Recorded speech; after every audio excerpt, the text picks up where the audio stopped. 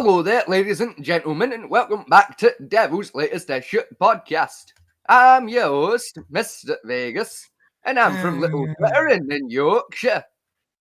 I'm joined today by my wonderful co-host, it's Mr. Fatman T.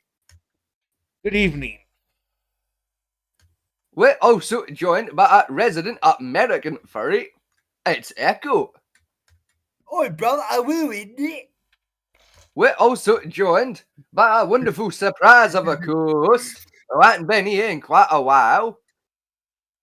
It's Mother Gus. Why would you want a Wallace and Gromit thing? Because for reasons known only to myself, I decided to mix it up a bit. I was going to be from Little Glittering in Yorkshire. I hope. Oh my word. That's quite wizard, that is. That right there, that's all that in a bag of chips. Yeah, that's not Hold on, right stuff.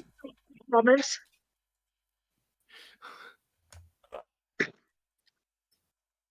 Hello, people, and welcome to the show this wonderful Friday evening. Yes. As usual, we're going to start with our news, our news of the week, or the day, or whatever it is. I think there it is. Apparently, according to YouTube, no top stories. Oh, there we go. So where we want to start?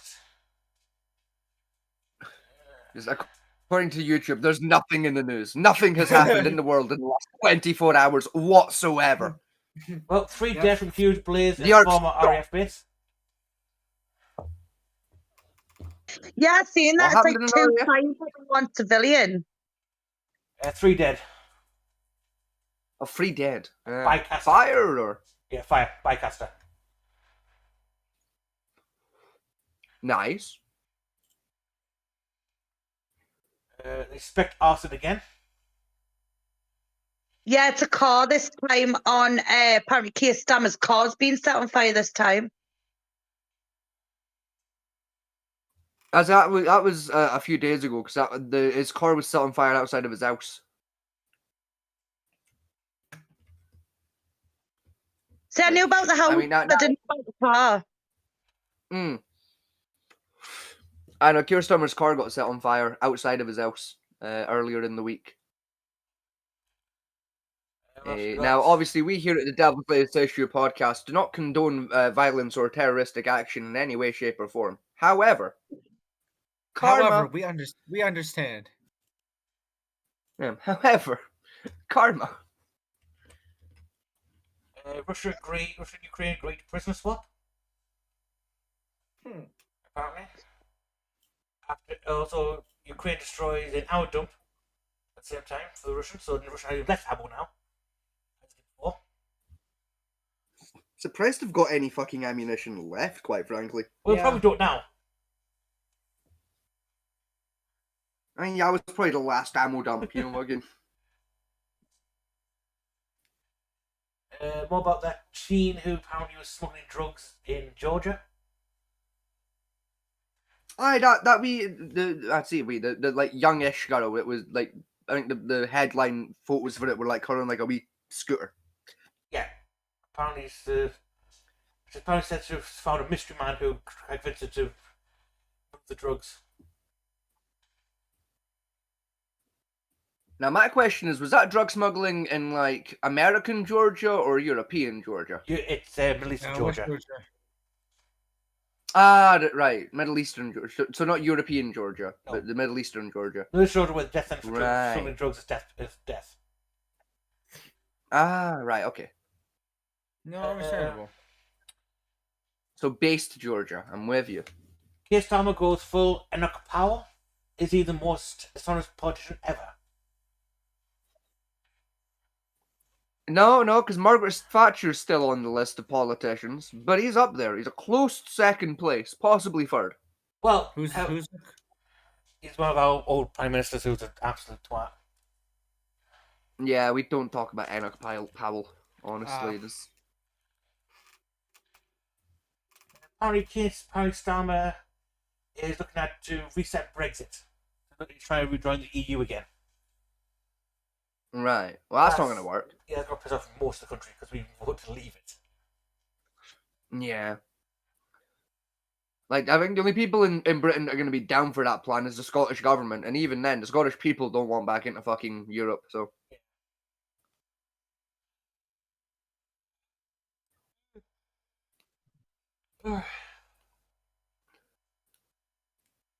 Apparently, this is a dying bill that's getting rejected.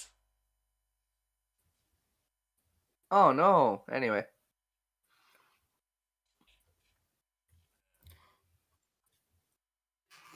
I mean, I am surprised it managed to get through its preliminary passing, so...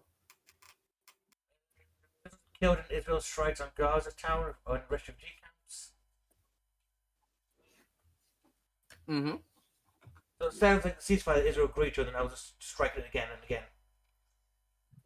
again. Sounds about right. Excuse me.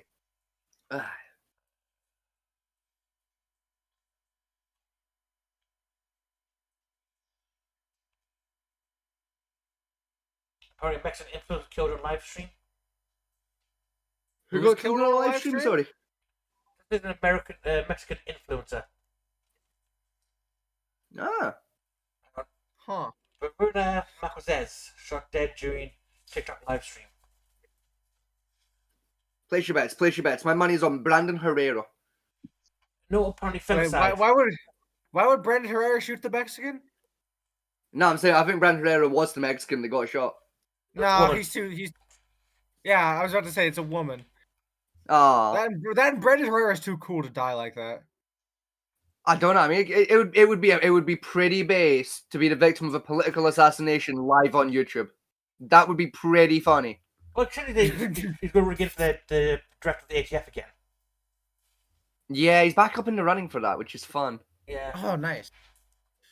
Apparently, there's rumours that he's going to go for the governor. That would be cool. Loki. I think Brandon Herrera would make a really good governor. Yeah. Apparently, gets in, he's going to make the fellow Christian head of international affairs. Fuck yeah, do it. I'm here for this. I'm here for this. Fuck it, Brandon Herrera for president. Fuck it. No, Eli double tap for president. Fuck it, angry cops for president. Let's really make it interesting. Yeah, hell yeah. Right, Richard Hyde for president, 2020, whatever the fuck. That'd be 2028? No, 2029. Yeah, something like that. I think. Yeah, something like that. Fuck it. 2028, technically. But if the bill passes, Trump could run for a third season. Oh no. Because putting a bill, Bear with me. because Congress put a bill in where that if you don't have 2 consecutive terms, you can technically try and run for a third one. Okay, we really need to get Brandon Herrera for president then. So, Greta, welcome back. It's been a while since you've been on the show. Hello, strange woman. Hi. It's been very busy, moving and shit. Oh, technically, you're Echo's grandmother at this point. Oh god. I'm having trouble keeping track of this family tree. Well, yeah, because you got adopted by Vegas. And Yeah. Mother Goose adopted Vegas. I really did, yes. Did my Discord break? No. Hello? Hello? Hello? Can you hear me? It's gone. Are you back?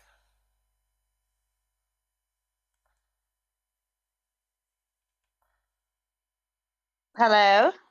Give me a second. I'm having some technical difficulties with my Discord on my computer. Hello? Hello? Hello? Hello? Is it? Am I back on my computer? We can hear you. Can you hear us? Okay. Yeah, I can hear you. Yeah. My Discord just went. All right. It's Discord. It's shit. Like I said, Yeah. Vegas adopted you as his son, and Mother Goose Yeah. adopted Vegas. Right. That, Oh, okay. that technically makes you her grandchild. Yeah. Excuse. I will say I am far too young to be a grandmother right now. Well, let's talk to your son. He adopted it. Don't be mean. He's a furry.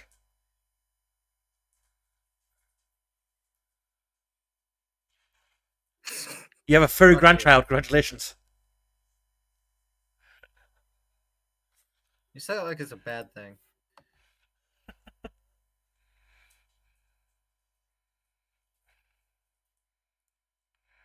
I mean, teachers their own, really, isn't it?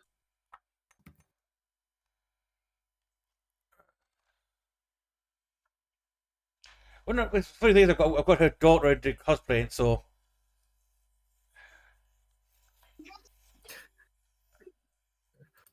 How'd you get her daughter into cosplaying? Because he That meant you- babysat once or twice, watched anime, and convinced the child that that behavior is normal. Also, what happened to Scotty? Did Scotty get called by the penis inspector? you got a phone call. Is in the background, and she can hear this, and I'll take any opportunity into embarrassing her. She admitted she has a crush on Bakugo. Go. And it's like, it's a cartoon. But now, whenever she uploads pictures, it's like, can you stop downloading porn? Yes, the person with severe anger issues likes to explode things. Honest to God. What is that Tokuyami? No, it's Bakugo hand face guy. Hand face guy. Hand face guy? What do you mean You hand mean- face guy? I've got the wrong one. I didn't fucking know. Oh, fucking nah. Bakugo has white as a yellow hair and explodes things. You act like I see this shit. I don't even watch it. She puts it on and I walk out the room like you're a disappointment. Put yourself up for adoption at this rate. So she has crush on the main villain who decomposes things. Exactly. And what makes it worse is it's not just her. It seems to be her entire friend group have these weird crushes on cartoon fictional characters. Well, so everyone has a waifu, All I'm so gonna say is you get that on the big jobs. I mean, from a mental standpoint, it's not normal. it very much is normal in the anime community.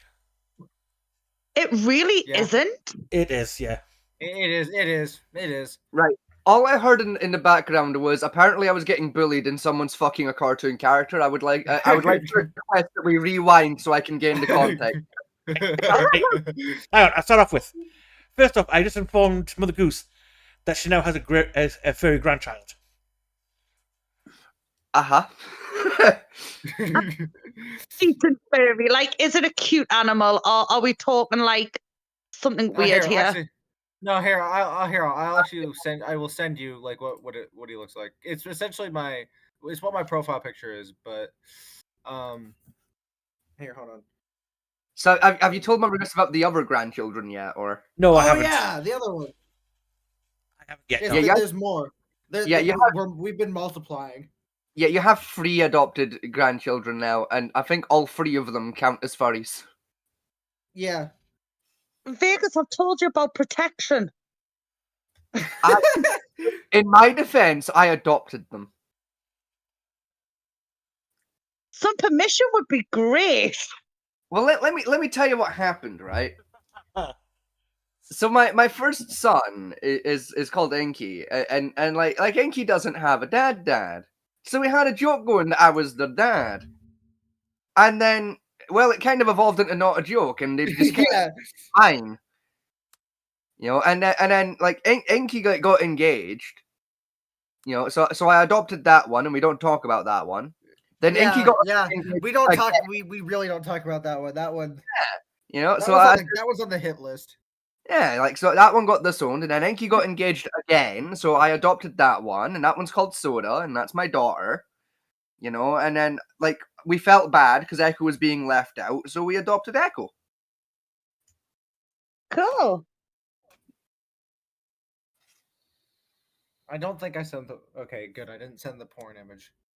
You know, I Made that have mistake last time I sent that to somebody. adopted many a child now, it's great. I mean, to be fair, it is a cute one. The It's a dog. It's a wolf. Fuck off. Dog, wolf, what's the difference? So, I mean, it's a big difference to people, you know. Most people Yeah, are you wrong. stupid fucking racist. Like, a wolf is just a really big husky. Okay, you've got a point there, but still, fuck off. Yeah, I know, but technically that's like saying Asian and Chinese and Japanese are all the same people, you know? I mean, like, yeah, they're all It Asian. is. Yeah, but you don't sit there and say like a Japanese person is the same as a Chinese person, and I'm guessing with like Yes, furry they people, are. it's the same Oh, thing. yeah. They all look Yeah, the 'cause- same. Yeah, because they're all Asian, so they are the same people. They're just from different bits of the same bit. right. Yeah, but like being told the same. Yeah. Well, too Well, bad. They shouldn't look the same. Yeah, it's like wolves are still canines, you know. So they're dogs in the same manner of it. Like Chinese people are still Asian, so they're still Japanese. You know what I'm getting Like- on about Vegas. Like they're all from the same bit. They're just a little different to each other, but they're the same dudes. And the other thing we're on about is that the oldest niece has now got her very first anime crush. Oh, good. Okay. Oh, give us the tea. Oh, yes. Well, I will show you who the anime crush is, because Kira's not going to be good at. Oh, goody. Oh, She I'll be honest. talked about a hand face guy, and there was a Oh, it's guy that with one. That one. fucking Shiraki. pierced on his face, and now it's this thing. You know? So now when she downloads pictures, it's like, stop downloading porn. No, I Alright. don't want to. You can't make me. She's into that one. So she started with Dobby, now she's moved on to Shiraki. Doesn't that one die? Oh, yeah, so does Dobby, so. Yeah, fair Master point. has given Dobby a cock. Dobby is gay. So what I'm hearing is the child's going to be heartbroken about. I think the child just heard you say that. I just heard a child giggle in the background. Child did hear that. Child is heard first because as soon as her auntie heard about this, her auntie started going on about fucking using bloody pussy cocks and all sorts to fucking, because it's the only love she's gonna get if she fancies cartoon characters. Well, right. So what you do, Jasmine, right, is you want to go down to the greengrocers and get a cucumber, right? Then you Yeah, a want to cucumber and a pocket knife. No, I was gonna say, yeah, you get a body pillow, you cut a hole in it, you stick the cucumber in there. There's this wonderful website called baddragon.com, right? Oh, yeah. Yeah, definitely go to Bad Dragon. You're gonna need your mother's credit card. You're gonna get grounded. Question. Wait, is you go into Google and you type in www.lovehoney.co.uk. Okay. Question. Goose is, how red is your child's face right now? You're gonna want to get an extra large chance. Finishing hard without squeaks. You what? Is now squeaking. That's, hang on. Repeat I that love again. bullying children. I didn't hear it. So hard squeaking. Ah. You know, it's kind of that pitch where only dogs can hear it.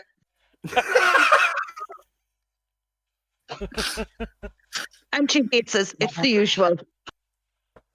Then it makes it worse. Is that means the child gets those jokes? So either her friends have done those jokes and explained it to her, or she's been on the wrong bits of the internet. Either way, I'm a little bit proud. Just a little bit proud. Friends. Yeah, okay. I'm prouder than I would have been if it was the other option. I'm proud because that means it's made friends with the Scottish ones. You know, it's. I mean, in all fairness, all she has is the school laptop, which blocks all the fun sites. Oh, that's Oh, I always hated that. I always hated Oh, no, that it's- bullshit. Oh no! There's The thing ways- is, it's a Scottish school block, so there's like 150 ways around it. But Yeah, there are. You know. There are ways to get around. I mean, it. she's gone for the freaky side of things. For like cartoon Yeah. crush. I mean, check Yeah. All right, if you want to Like- read smut, there's this wonderful website called AO3. Maybe you should go for like stain or muscular. I mean, there's an even better website. It's called Hentai Haven. Oh yeah, that one too. That was a good one. There's an even better website. It's called Wattpad.com, right? Oh no, we don't talk about Wattpad is so bad. Fuck you! My book is on Wattpad. Get fucked. I've read that book, yes. I am a Wattpad diehard. Get fucked. I love Wattpad. AO3 is so much better than Wattpad. No, it's not. Wattpad's Yes, easier it to is. navigate. No Wattpad's way. got better navigation, and Wattpad has better fucking. What's the AO3 word? has better stories. Monetization. AO3 has Yeah, better but stories. Wattpad has better profit sharing. Wattpad's stories are so shit. Like I scrolled through like maybe 200. I found one that was like semi decent. Yeah, well, Wattpad has better profit sharing, so if it makes money, you make more money than you do on AO3. Oh, you can suck my cock. But you'd like that, wouldn't you, furry boy? Maybe You'd that's like in- that, wouldn't you? You'd like that, wouldn't you, you femboy wolf fuck? Sweet you. home Alabama. Back now. Where the furry, he is blue. Do-do-do-do-do-do-do-do-do-do. It's a weird episode, isn't it? Fucking. Welcome back, Glowing Goose, to what is now the show. Yep. Yeah. I'm used to it. Yeah, unfortunately, I developed cyberpsychosis a while ago, so it's just a shit show now. It's great. I'm guessing your child's left the room now, has she? No. Oh, I'm still sitting there, beat red. Does She... Does she like getting humiliated? Does she have like a degradation kink or something? In all fairness, they used to it. They have me as a parent. Yeah. Oh, so that's just a guaranteed degradation kink. Okay. I mean, to be fair, that as well, if the child didn't before, by the end of this podcast, they probably will. And this, folks, at the moment is a prime example where you don't have any children listening to our podcast.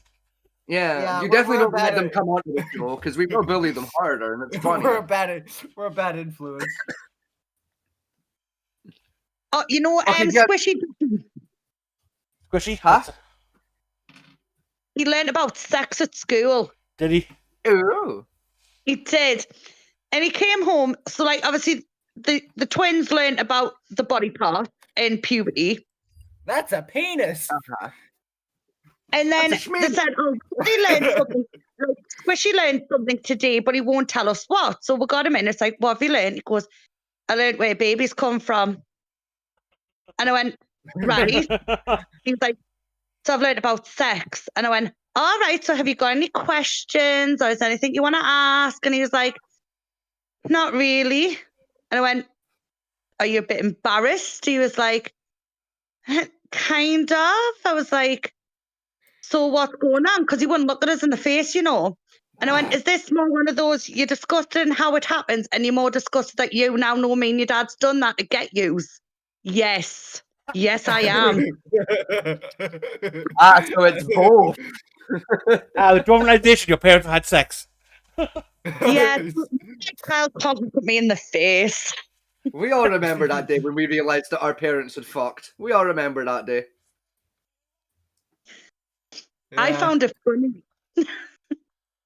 Was it more horrifying when the fact later on that they still do have sex? Yeah, that's Yeah. when it really scares you.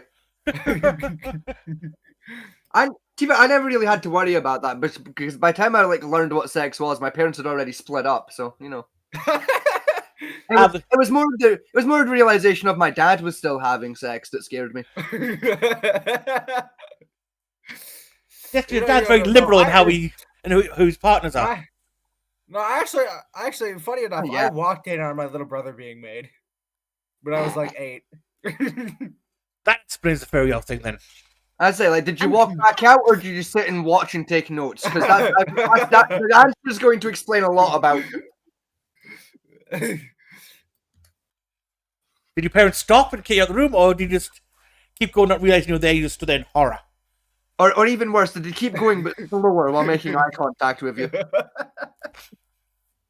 No, my mother shooed me out of the room. So they didn't stop and shoot you out of the room.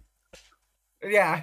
I say, knowing your mother, I'm surprised she didn't just make eye contact and go, come hither. Go join me, my child.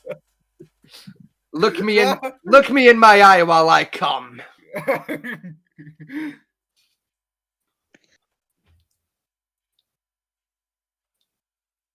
I don't know why my headcanon is that your mother's some kind of just degenerate pedophile fuck, but that's my headcanon now.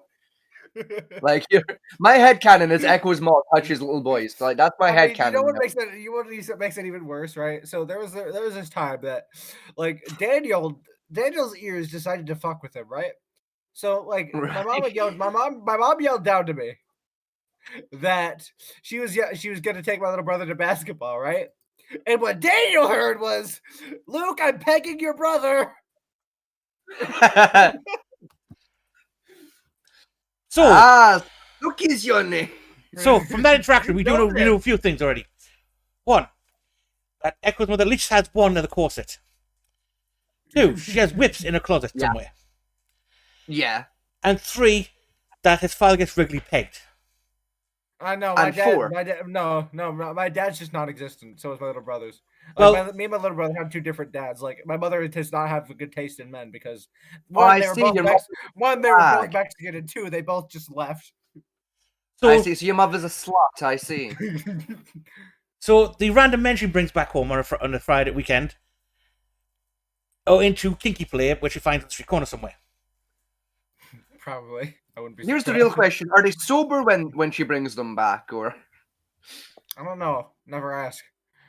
I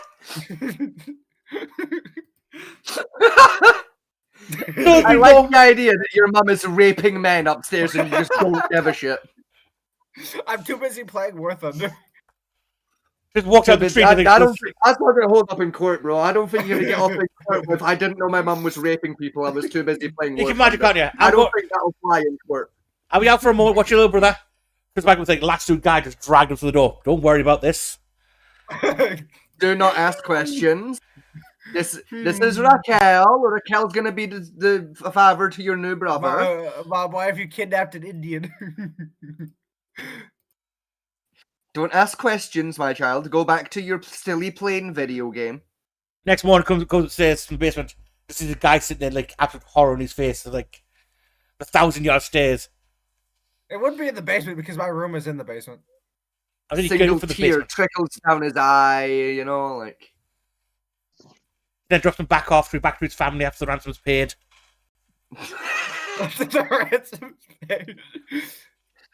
And an ear mysteriously finds itself into a picture frame and adorns the wall of the den. Another fine addition to her collection. What is she, General Grievous? Yes, but for ears instead of lightsabers. But only the left ones. Because as we all know, Echo's mum is the ear troll. She's like a normal troll, but instead of stealing your socks, she steals your ear. But only the left one. I really hope your mother can't hear this.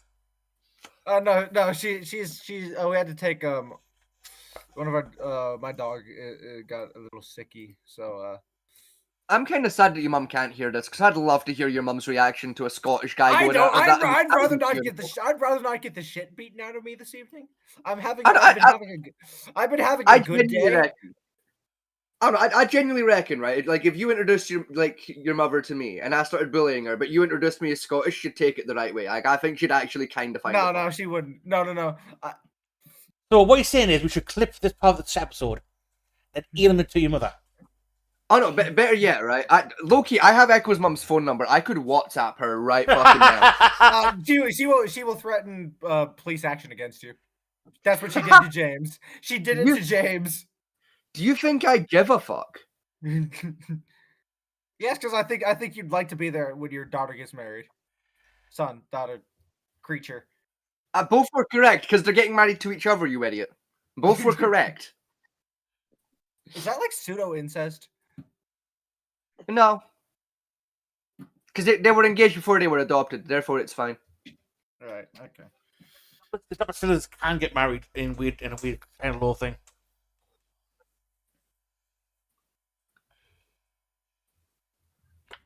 So, Keats, how are you doing with this whole conversation? I'm absolutely fine. Grand. You want to lay in, maybe bully Echo's mum a little bit? No. Actually, no. The running joke is that I'm gonna be sat in a VC with like the Aussies, right? They're gonna hear my mother come down the stairs, and they're just gonna hear 2 gunshots, and like then like my mother shot me. 2 gunshots are thumping in silence. Yeah. You should have crossed the border when I told you to. I'm not even that. I don't even look Mexican. You look Mexican enough for ice. I'm a failure of a Mexican. You look Mexican enough for ice. No. I'm actually a failure of a Mexican. I don't like Mexican food. I don't know Spanish. I don't look Mexican. You just come out, your mother hears this, always says Ice Age, front of the door. That's it. That's illegal Mexican. Take him away. He ain't got his pipers, officer. He ain't got his pipers. Confident, look, he's playing the Germans on War Thunder. That's proof enough that he's Mexican. I actually don't. I don't touch the. I only play America and Russia. Oh, so you play the 2 shittest countries that have tank building. Very well. Oh, have you got a license for that, Mexican? Oh, bro, you got a license for that, Mexican? Go on, try and defend American tanks. I'm waiting. Yeah, go on, try. I mean, American tanks are actually very versatile. They're shit. They're terrible. They look better than Japanese tanks. No, the Japanese tanks were... I'll give you early Japanese tanks were a bit shit, but the more modern tanks they built outshine the American tanks in about 1,000 different ways. There's just less of them. Just so bad it's not even close. Now, the only thing the American tanks realistically have behind them is firepower and adaptability. And even then... Even though adaptability is questionable because the treads keep falling off. I'm more about adaptability in the sense of, like, you can turn an M1A1 Abrams into, like a fucking tow truck in 10 minutes. Well, yeah, because... That's probably all American stuff that they tried to do that, even with the M16 carbine. And it just didn't work either. So... Yeah, because they can't figure out it's better to, like, make a thing that's designed for one job than make a new thing for the new job, rather than make a universal tool. American engineers can't seem to figure out that it's easier to do it that way. Those can't seem to figure out how to get the most horsepower of the engines, either. It's a mystery to them, you know? Yeah. I still don't know how you get a V12 engine to put out the same horsepower as a V8. I don't know how the hell they fuck that up every single time. It's even worse than that. Right, they've got a V12 engine. I can't remember which one it was. I think it's from the new Dodge Charger. Right, that puts out the same brake horsepower as the Ford ST. Yeah. A 4-cylinder hatchback. Yes. But to be fair, it makes a sexier noise than the hatchback does, so it's fine. Anyway, Glitter has sent me a video she wants us to have a look at. Okay. What is the video? What did Mother Goose find in her travels upon the Tinterweb? Wrong one. Right one. Mother Goose, are you there? Yeah. Would they introduce your video to the crowd? It's a video like 2 days ago where like a fully grown ass man is holding down a child so 10 other kids can beat the living shit out of him. And Sounds the man about right. Did, but like they've put him in protection And I don't think he should be in protection. I think you should get the shit beat out of him. In all fairness. Did this happen in Dunfermline? Those stairs look really familiar. No one's quite sure where it happened. Someone thinks it might be Wales, but it hasn't been confirmed. I'll play the video.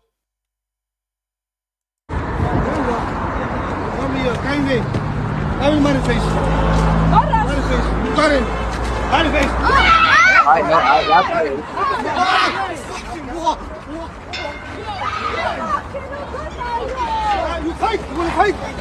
You see? Muhtarın! Sesini ver! Muhtarın! You see?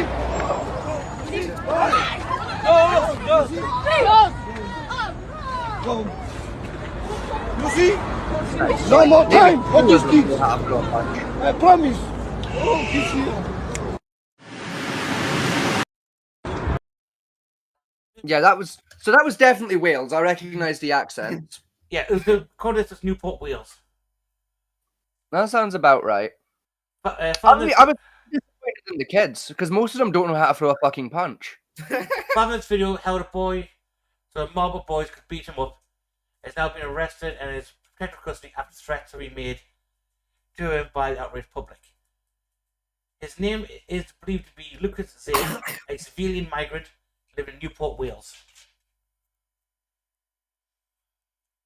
That must have just been updated because I didn't say that when I first seen it. I just think it's fucking disgusting. It was done yesterday. It's definitely disgusting. Yeah. But also, like, I'm disappointed in the children for not being able to throw a goddamn punch correctly. Two of them were competent at punching. Disappointed in the children because they didn't beat him up. I mean, yeah. I mean, that was my first clue that it definitely was Wales because it's the only part of Britain where kids are that shit at throwing a punch. I mean, give the other kid his due. I mean, he didn't go down and he fought the entire time. Oh, yeah, 100%. Kid took his lumps. Like I'm proud of the kid that got the shit kicked out of him because he did all right, actually. But the comments we have, we've got to support him and his family. Going to see the public fight back.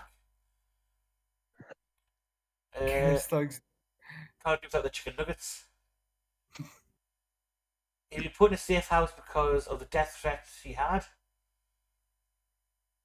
I agree, and guess what? He's Muslim. Surprise, surprise. Those who fight who's back. fighting back? Do you mean meant the grown man? I forgot. Oh, that guy's just stupid. We're free of this crap ATM because we sorted it ourselves. It happened to me today in my state. We don't know what happened to you in your state. Well, my state here in the United States decided it'd be pretty cool to fly a Palestinian flag at the State House. Fair enough. But it sparked uproar and attention all across the country because a bunch, and I mean a bunch, of pro-Palestinian and pro-Israeli people showed up at that fucking rally. Mm-hmm. Fight! When we started the fight, there's one dude with a megaphone. Which I don't understand why, like, they'd fly a Palestinian flag if Israel. I understand Israel's kind of is considered bad, but people, and I understand the people of Palestine are still bad. People, I'm gonna say this right now, and people, you may not like this, but coming from a person who has studied history and knows what the hell is happening, people that support Palestinian people are supporting, or the people that support the people of Palestine. The people of Palestine are okay. It's the terrorist group that is in that country that is ruling it, that is causing it, that's causing all these problems. And Israel not telling its soldiers to like not kill civilians and only go obviously doing what they're doing and doing more than what they were being told to do is not right. But we've been allied, but the United States has been allied for them, and Trump just broke ties with them. So, you know what I don't know. Oh, you mean that thing that the Israelis absolutely have not been doing of telling their soldiers not to kill the civilians? That thing that Israel has not been doing, like, at all. No. Yeah, Israel has been killing Israel has been killing Palestinian people. They've been raping them, they've been killing children, taking civilians hostage. And the Palestinians are run by a group of terrorists that people don't understand that they're terrorists. Not all the people are terrorists, but they're ruled by terrorists. It's what happened with Afghanistan. Yes, because people these days struggle to tell the difference between a terrorist and a freedom fighter is the main issue there. Well, yeah. Yes. Because, to be honest, the past 60 years, we haven't had any decent freedom fighters existing. Most of it has been just outright terrorism. The problem with the Middle Eastern is, particularly around the Israel and Gaza, is it's not actually a war between Israel and Gaza. It's a fight between Israel and Iran. Because Iran is the one who's supporting Hamas.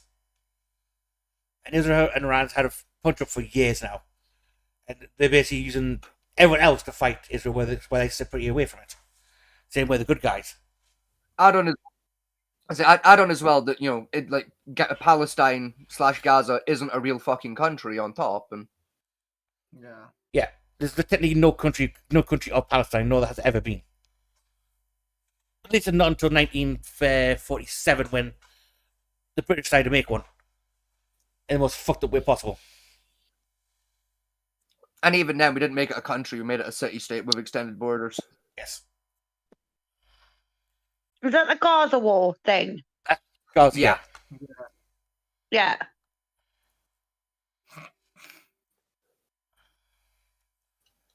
Again, a lot of the land that Israel did take over, though, in recent years, which is the stupid thing about it, is they bought from the Palestinians because they didn't want it.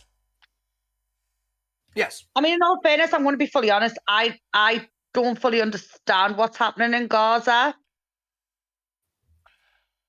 Don't worry, most of the people in Gaza don't fully understand what's going on in Gaza.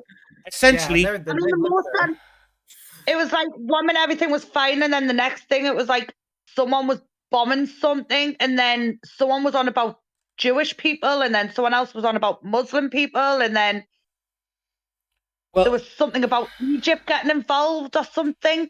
Oh, Egypt refused to get involved. Essentially, what happened was an entire nation of Muslim people has been squeezed into an area about the same size as Glasgow, and then walled off. So the people. So it's kind of like so basically the Israelis are doing what the North Koreans did to the South Koreans in the Korean War. Basically, they pushed them all the way back to Seoul. Essentially, yeah, but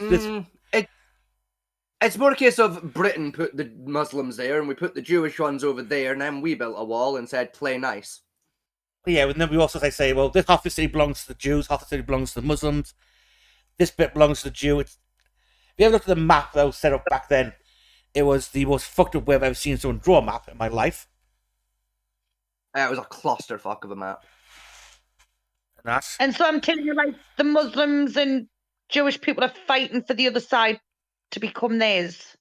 Yes. Yeah. Also, but now it's more complicated because Trump, the Americans have gone and said, we're now going to take over Gaza and turn it into a resort city. Yeah. So where's all the people who are living there going to go? The desert. Yes. Because it's tiny, isn't it? Like, I'm sure it's like tiny or something. It's about the size of Glasgow. Yeah, it's about the size of Glasgow. For our American friends, about Manhattan. Oh, okay. You've got about 3 million people squeezed in the air of Manhattan that's constantly being bombed and shelled. And the border's closed on all sides. Because as soon as any spark conflict happened in the 70s, Egypt closed their border so anyone passing over. Yeah, but I'm sure, like, when the war started, Egypt was trying to send supplies or something. Yes. A lot of people have, and those supplies technically get in, they don't go where they're supposed to go. They tend to get intercepted. Right. Usually by Hamas, it says we need it for, distribution purposes, and they just hold into one of their tunnels. Who the fuck's Hamas? Hamas are the terrorist group that run Palestine. But technically elected terrorists. What's Palestine? Palestine is the official name of the city-state that Gaza is the capital of. Yes. Right. Technically, Palestine exists purely in a matter of fiction at the time. I mean, I'm going to fully warn, I'm really thick at like geography type shit and history type shit. Yeah, but basically, Palestine are the Muslim ones, and they exist on paper. In practice, they're just Gaza. Right. That's really confusing. It's basically, imagine gypsies take over an entire city. Right. That's essentially what Palestine, that's essentially what the Gaza Strip is. Right.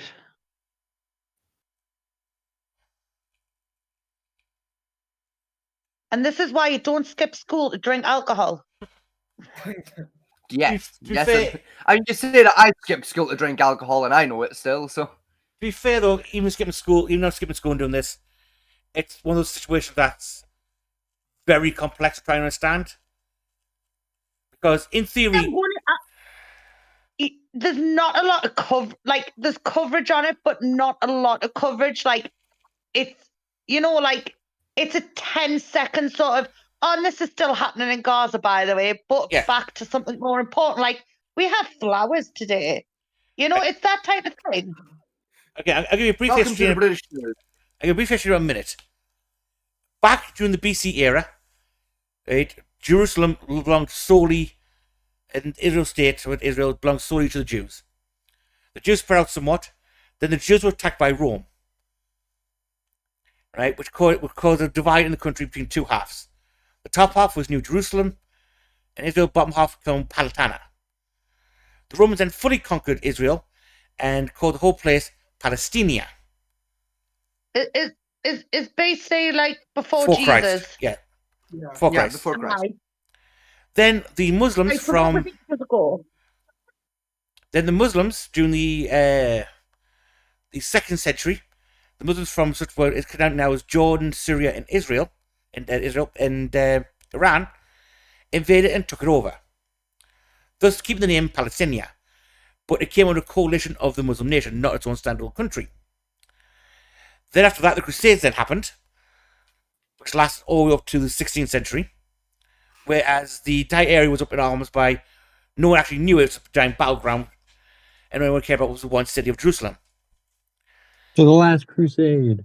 Yeah, then after that, the Roman Empire took it over. Again, it became a vassal area. Britishy people. You what? Is the crusade like the Britishy people? Yeah, crusade was a Christian Catholic crusade against the Muslims and for fight for the Holy Land. Yeah, you know that little adventure that Richard the Lionheart was on during Robin Hood? Those. Right. There you go. Then after that, once all that settled down, the Ottoman Empire came in and said, it's now ours, so now it belongs to Turkey. For a very long period of time. So, it's kind of like what happened with Kurdistan. You want him? If it was the Britishy people going there, how did Turkey end up with it? Because we didn't take it. We didn't take it. Jerusalem kept changing hands back and forth every 50-odd years during one of the Crusades. Then the Ottomans came and said, it's now ours, and we went, fair enough, you can have it. And then backed off. Okay. So the Ottoman Empire held it right up into the beginning of the First World War. They lost it, and the British Empire took it over.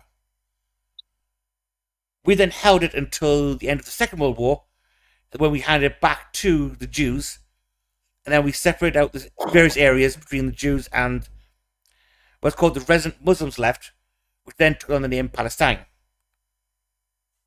And that's the brief history of Palestine. Palestine and Israel. So is it the same place? Yes, but technically, Palestinian as a country didn't exist until 1948, I believe, where we did the conversion. So when you say in Palestine, is this a bit like, do you know how we call like Japan and all them places Asia area? Is it like that? It's more like Berwick upon Tweed. Yeah. Like, Berwick upon Tweed is still Britain, but also technically it's its own independent city-state. Is it? Yes. Yes. Really? Yeah, Berwick upon Tweed being its own independent city-state is why World War II technically didn't end until, like, 2012, because we all forgot and they never signed the peace agreement.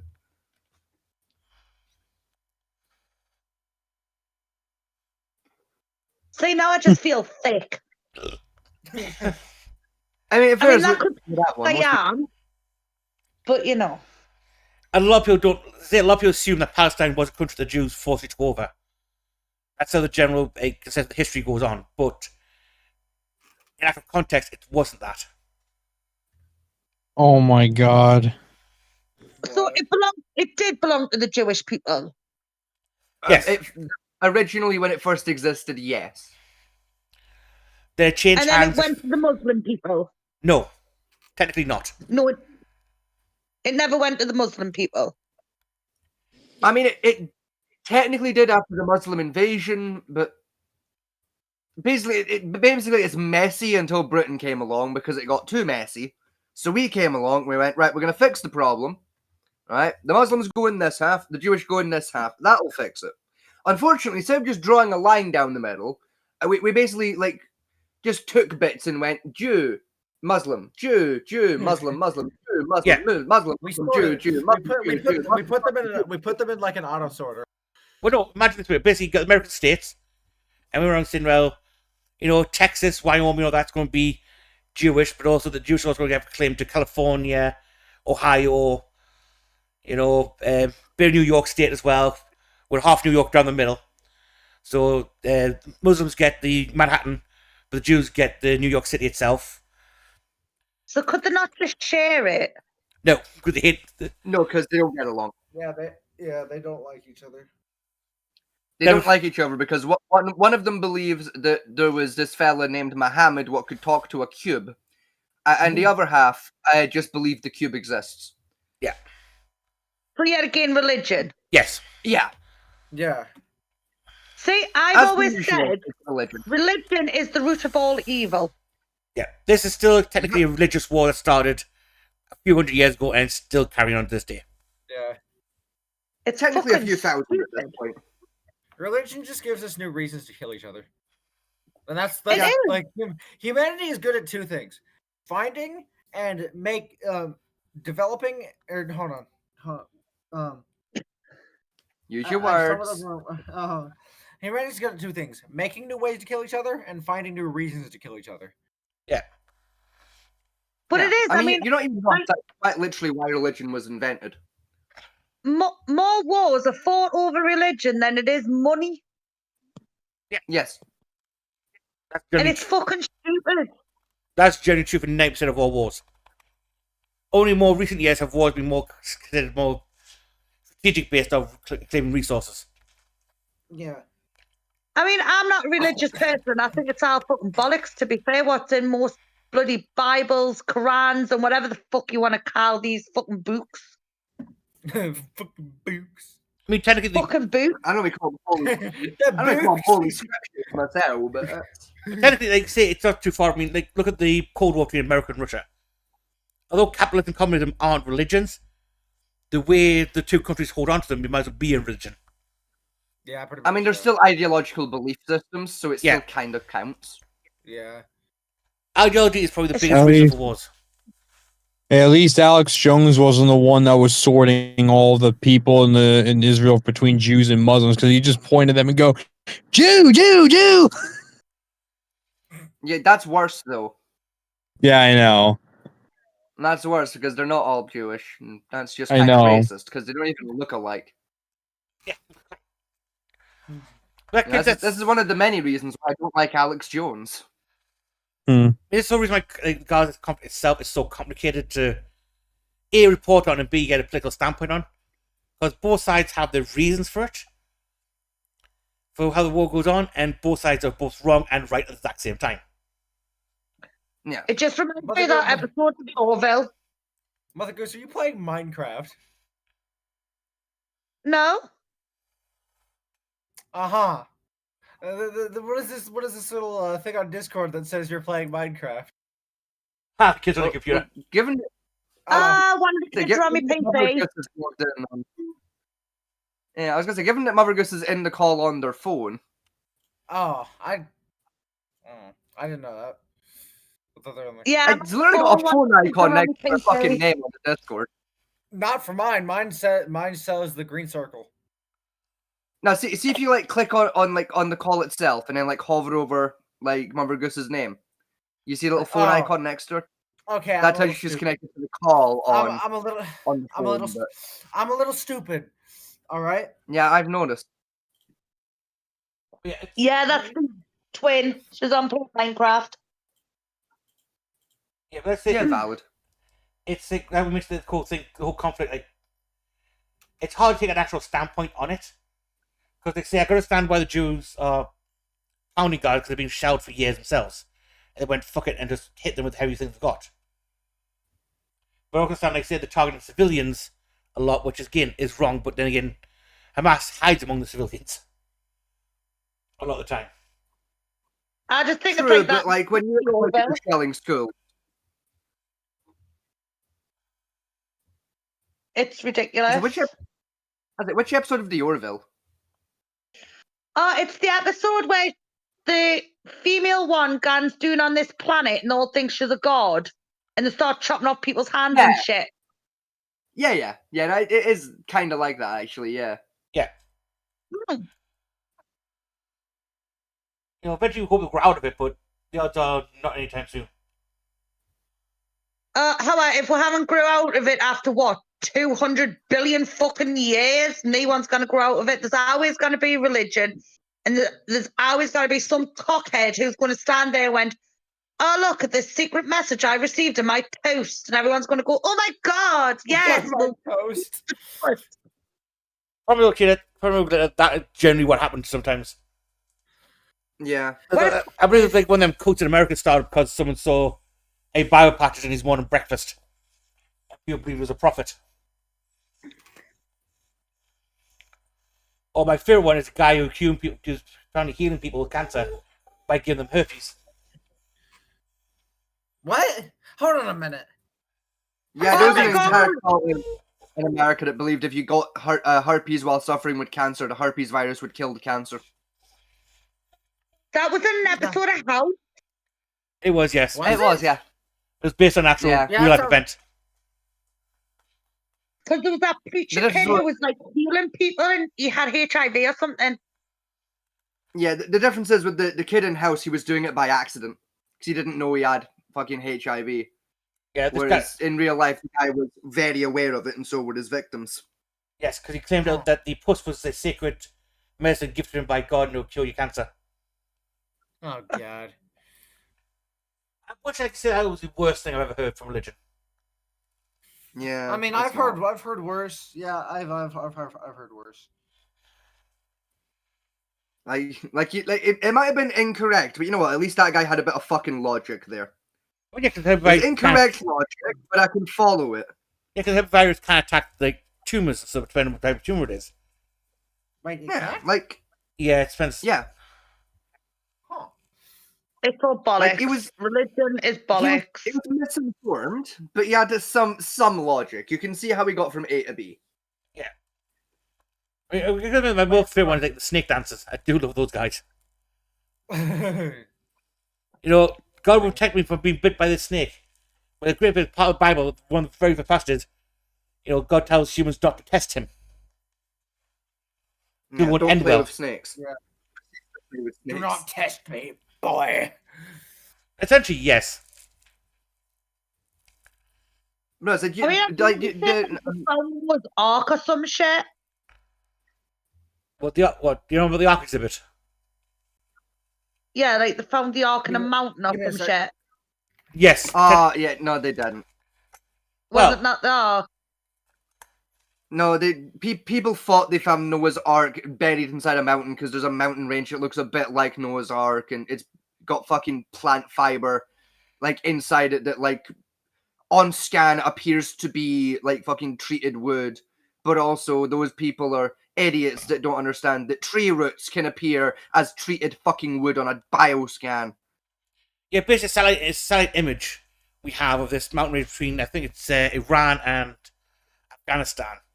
It's right, it's back in the middle of a contested zone. Like that, yeah. And they wanted to excavate it to test the theory out, but no one could go near it because it's a contested zone, so no one allowed anywhere near the fucking thing.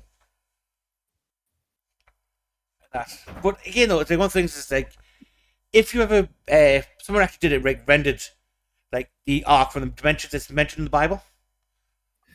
So put a full 3D model of it, and it would be Bible says it has to be built. And then test it, see if it actually survives. It's called Storm. The Bible claims it exists, and Noah's Ark capsizes almost immediately. Yeah, it would like pretty much immediately capsize. It's a dog shit boat design. Though that has no dorsal fins, nothing to control the ship, so it's basically at the mercy of everything. Yeah. I mean, Famanta, you probably know the answer to this, but like this question is more for Marvigus and Echo. Do you guys know the historical purpose for like why religion was actually invented and what its like role is and like was in society when it was first created? Wasn't it because the one guy didn't like the one people, so he created a religion to kill them? No. No, I don't. I mean, okay, technically, yes, there are some religions that were built for that purpose, but that's not the original purpose of religion as a concept. It's organized religion anyway. Yeah. So basically the purpose of organized religion, like as a concept and why it was kind of invented, right, is essentially like human beings. We're very social creatures, right? We like being in groups of people, right? Our brains really enjoy that. However, like the human brain on its own can only support knowing a handful of people. I think your limit's about 250 people. 150. Right? It's like the average human's like sort of like cut off. Okay, we'll call it 150 then, right? That's sort of like what's known as your tribe. It's like your 150 people. So basically, humans were evolving, right? Going along, we were existing in our little tribal groups, right? And we started to like get to a point where tribes were bigger than 150 people, right? So we got to a point where it's like, right, okay, we can't be bound together by a tribe because there's too many people for us all to know. That's where you got cities from, right? So we built up bigger areas, right? Bigger settlements, and we called them cities. We went, right, we're all from the same bit, so we're going to be friends. This is eventually grew to the point where the cities were too big for everyone to get along. So we started building more cities in the same regions, and we birthed countries, right? Yeah. And this was for the same purpose. This was for the same purpose of you may not know each other, but you're from the same country, so you can get along, right? Yeah. We then got to a point where the countries were getting basically there's too many countries, right? Too many countries. The countries were too big. People couldn't get along again, and we needed like basically the next step in like our societal evolution for something to connect all the people together, so they didn't just fight all the time. Which is where religion came into the fold, where the idea essentially was we build religion, right, and we can all get along. Entire countries can get along with each other because we all pray to the same guy. Unfortunately, this plan went a little bit wrong because they all got given the base material book of, okay, read this, and they all came to different answers about what it said. Yeah. That's that though. Most people, even then religions, right, back in the early days of like what I call like the civilization building. So you're talking early Egypt, Mesopotamia type areas. And again, most people were literate, so most people didn't understand written language or anything at all. So you had the priest who convey the word of religion to the general masses.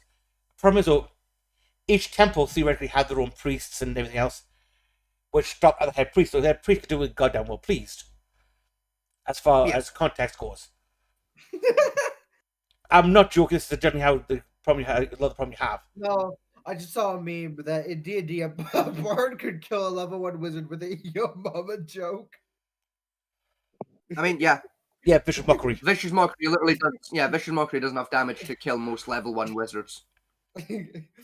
A spoon does enough damage to kill level 1 wizards. Only if it's used as a throwing weapon, it's used by a barbarian or a monk. Oh, is that D&D stuff? Yeah.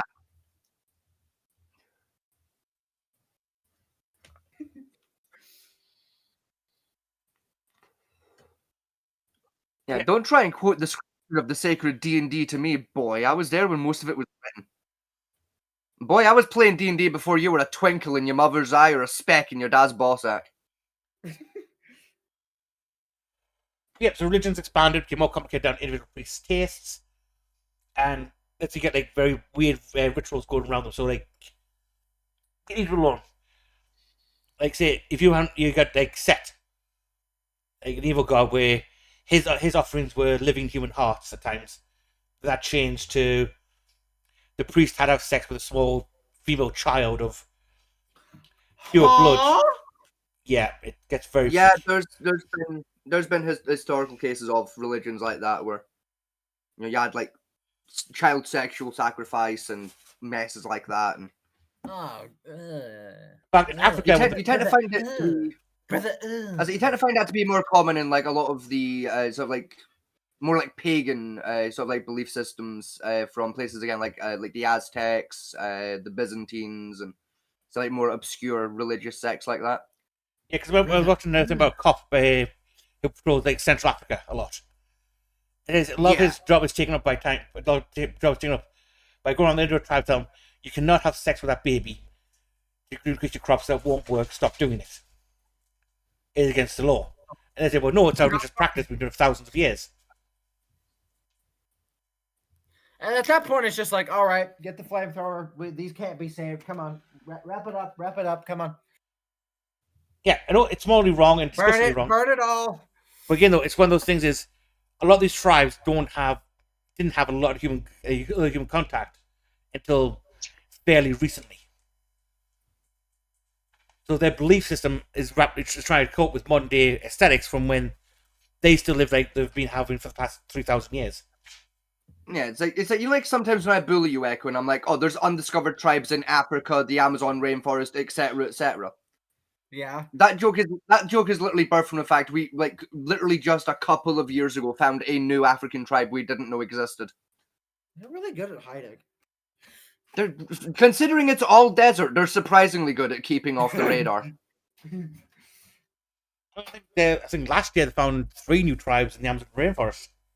Yeah, there's 3 new tribes in the Amazon. What if we just threw some mortar rounds into the desert just to see if we scare up?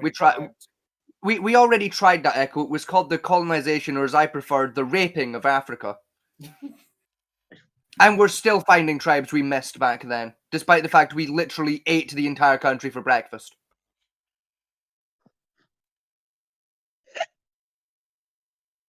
I'm very surprised how many outpockets of old people exist in that. Like I say in South America, there's tribes all popped up all over the place. Like, oh, hang on, who are you? You know, thinking, oh, it belongs to one. These are the tribes. Try to speak to them in their native tongue, and I have no idea what the fuck they're saying because they're completely different language. Yeah, they've got a different language, an entirely new culture, because they're just a group of people we didn't know existed yet, because we didn't look at that bit of the jungle yet. Yeah. Give a bit of context. Papua New Guinea. Right? Everyone knows about Papua New Guinea existed for a while, and everyone knew about it. How many tribes do you think will exist in Papua New Guinea? 69. 1,748. Jesus Christ. Each one has their own different culture, religion, language, cultural belief system, structures, architectural styles, their own cuisines.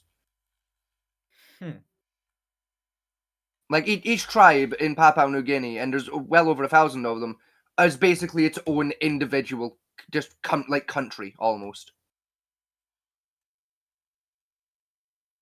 It's genuinely kind of fascinating.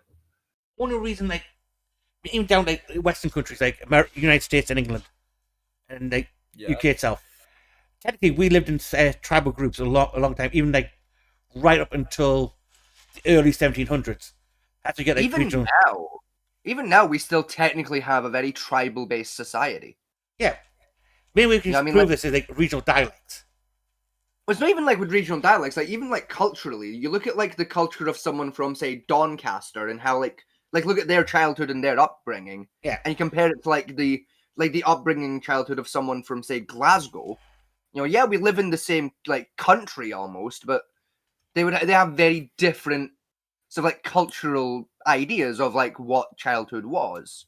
They have similarities, but because they still live in Britain, so you still have shared memory of like who the prime minister was and shit.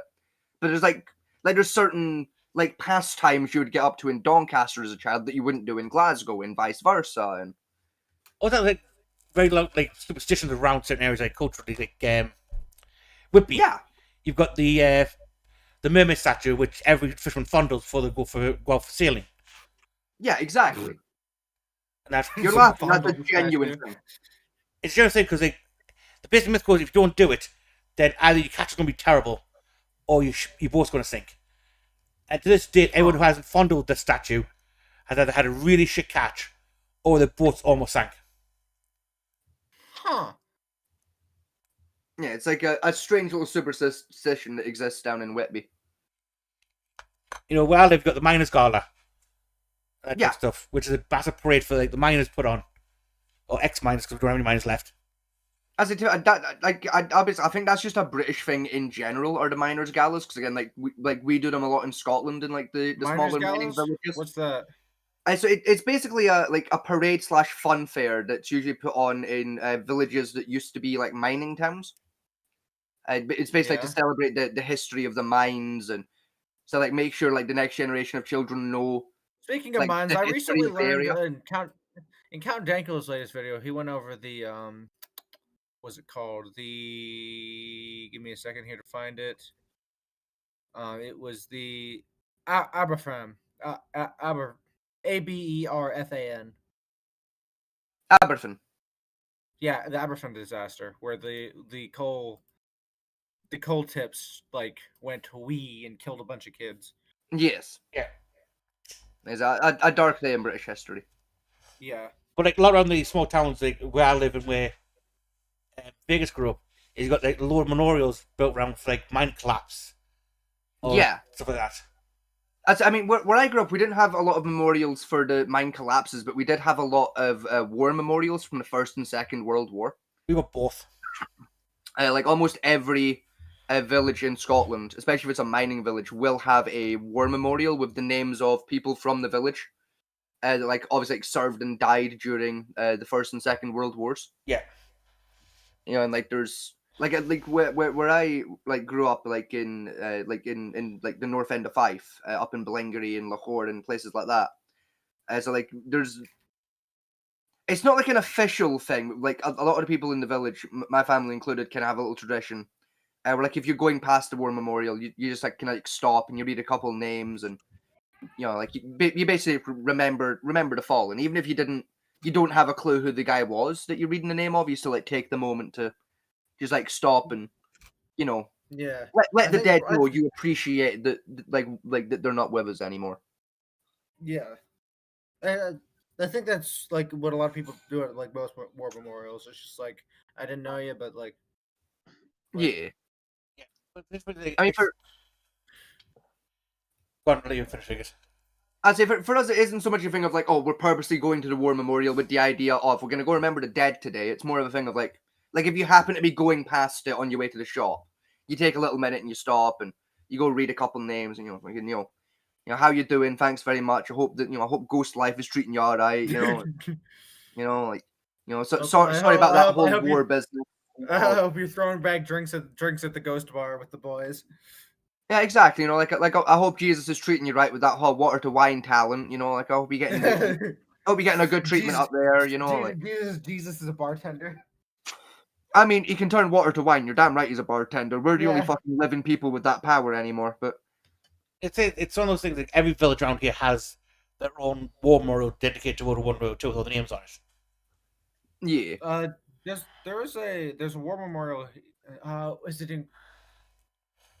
Oh, it's in Greensburg that has a war memorial, which is a town that's like maybe like 45 minutes like away from me. That has a war memorial near the courthouse. Or is it here? It might be.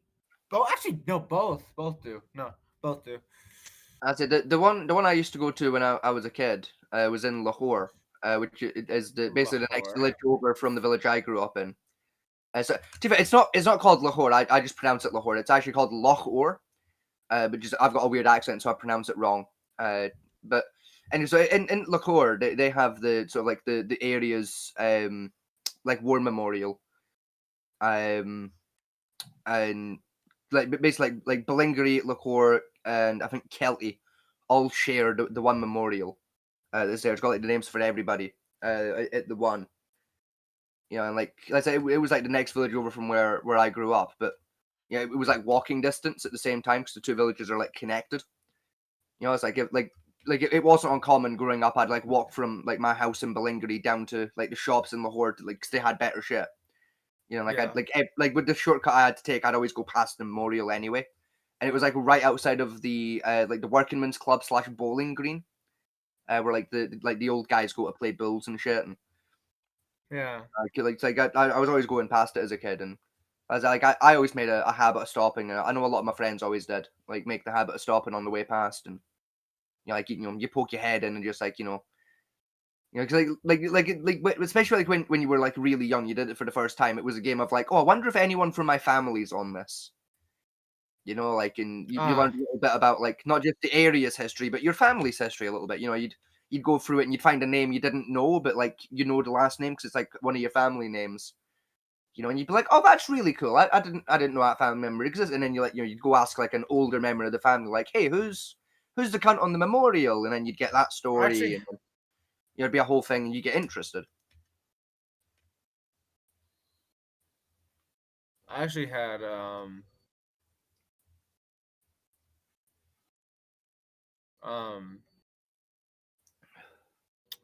there was a my great grandfather on my grandma's side was a AA gunner on a LST during World War II. That's pretty cool, actually. And there was another one, I forget what he was, but there was another one who almost got blown away by friendly fire from the USS Texas, I believe. General fires all the option. That's America. It's like there's the war memorial in Kirkmore Hill where my dad lives. My great grandfather's name on my dad's side is on that war memorial. Cause me great grandfather, basically my grandfather was born like just as the war happened. So my great grandfather basically got shipped out like I think 2 days after my granddad was born. He got deployed out. And What's up? I want to say he died in. Oh, I think it was like 1917 because I think he's like one of like the first names on the memorial. He's like one of the World War I names. Is my great grandfather's. Nice. It's like he's on there, on the one in Kirkmore Hill, and then the one in Ballingery. One of my great grand uncles is on that one, and a couple of like great grand cousins are on there. From like the Italian half of my family who all passed out there. Nice. I remember one time because I used to go to summer camp with Boy Scouts. I went a couple of times. One of the leaders for another troop. She had been a combat engineer in the in Operation. I think it was Iraqi Freedom. Yeah, I got some interesting stories from her. I mean, it's one of the things that I was interested in. If you look at like citizen tests for like both America and Britain. In America, you've got to for party citizen test. You've got to give out history of America. Right? Yes. Different one, we go without. We don't have one because our history is so long. Like no one's expected to learn it. Yeah. Like most people aren't expected to know, like at least in Britain, you're not expected to know a lot about British history because there's too much of it to like expect you to be good at it. Yeah, it's one of the ones like when I was talking to one American friend I had. He had, how many prime ministers have you had? You should know all the names. Like, we've had over 800 of the bastards. How the hell will we remember all of them? Yeah. It's like in Scotland, you're expected to know, like, at the very least, the basics of Scottish history of, like, Like, like what were the wars of independence? Who like led both wars? Like, why do we hate the English? That kind of thing. But even then, it's not on the Scottish citizenship test. I remember American history is based covers. Was it landing Chris Columbus, the founding of Thanksgiving, roughly, followed by the War of Independence, Civil War, then World War I, World War II. That's about it for general history, I think, for the Americans. That's about that, yeah.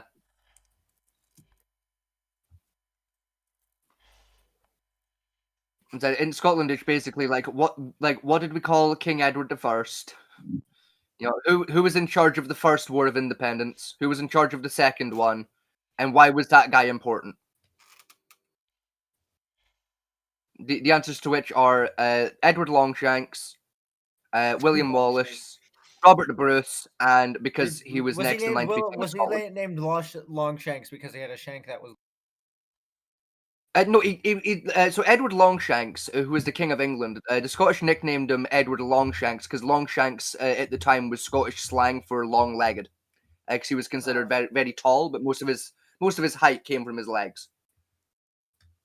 He was more leg than torso, so he was nicknamed Edward the Long-Legged or Edward Longshanks.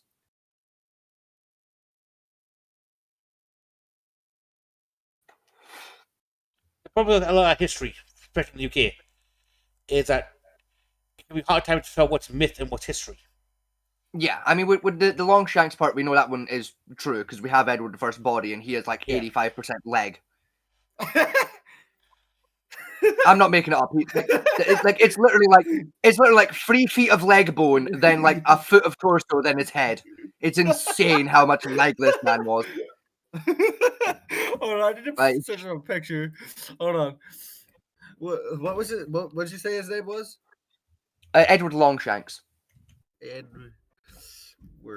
Longshanks is one word.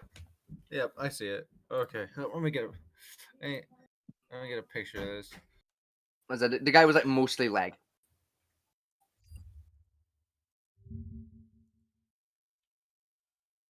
Yeah. Yeah. You can see why we called him Longshanks. 85% leg. Yeah. He's basically 85% leg. It's beautiful.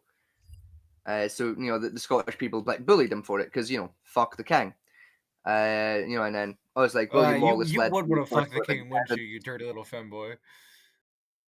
I mean, yeah, I would actually. Hear me out when I say, King Charles III is kind of fuckable.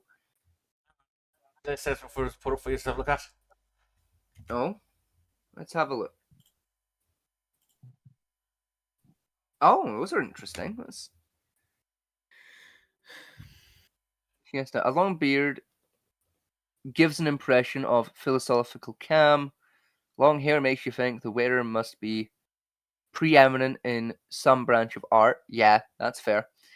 Long whiskers give an impression of solidity and financial position of unquestionable stabilite. A long mustache gives a man a distinguished appearance.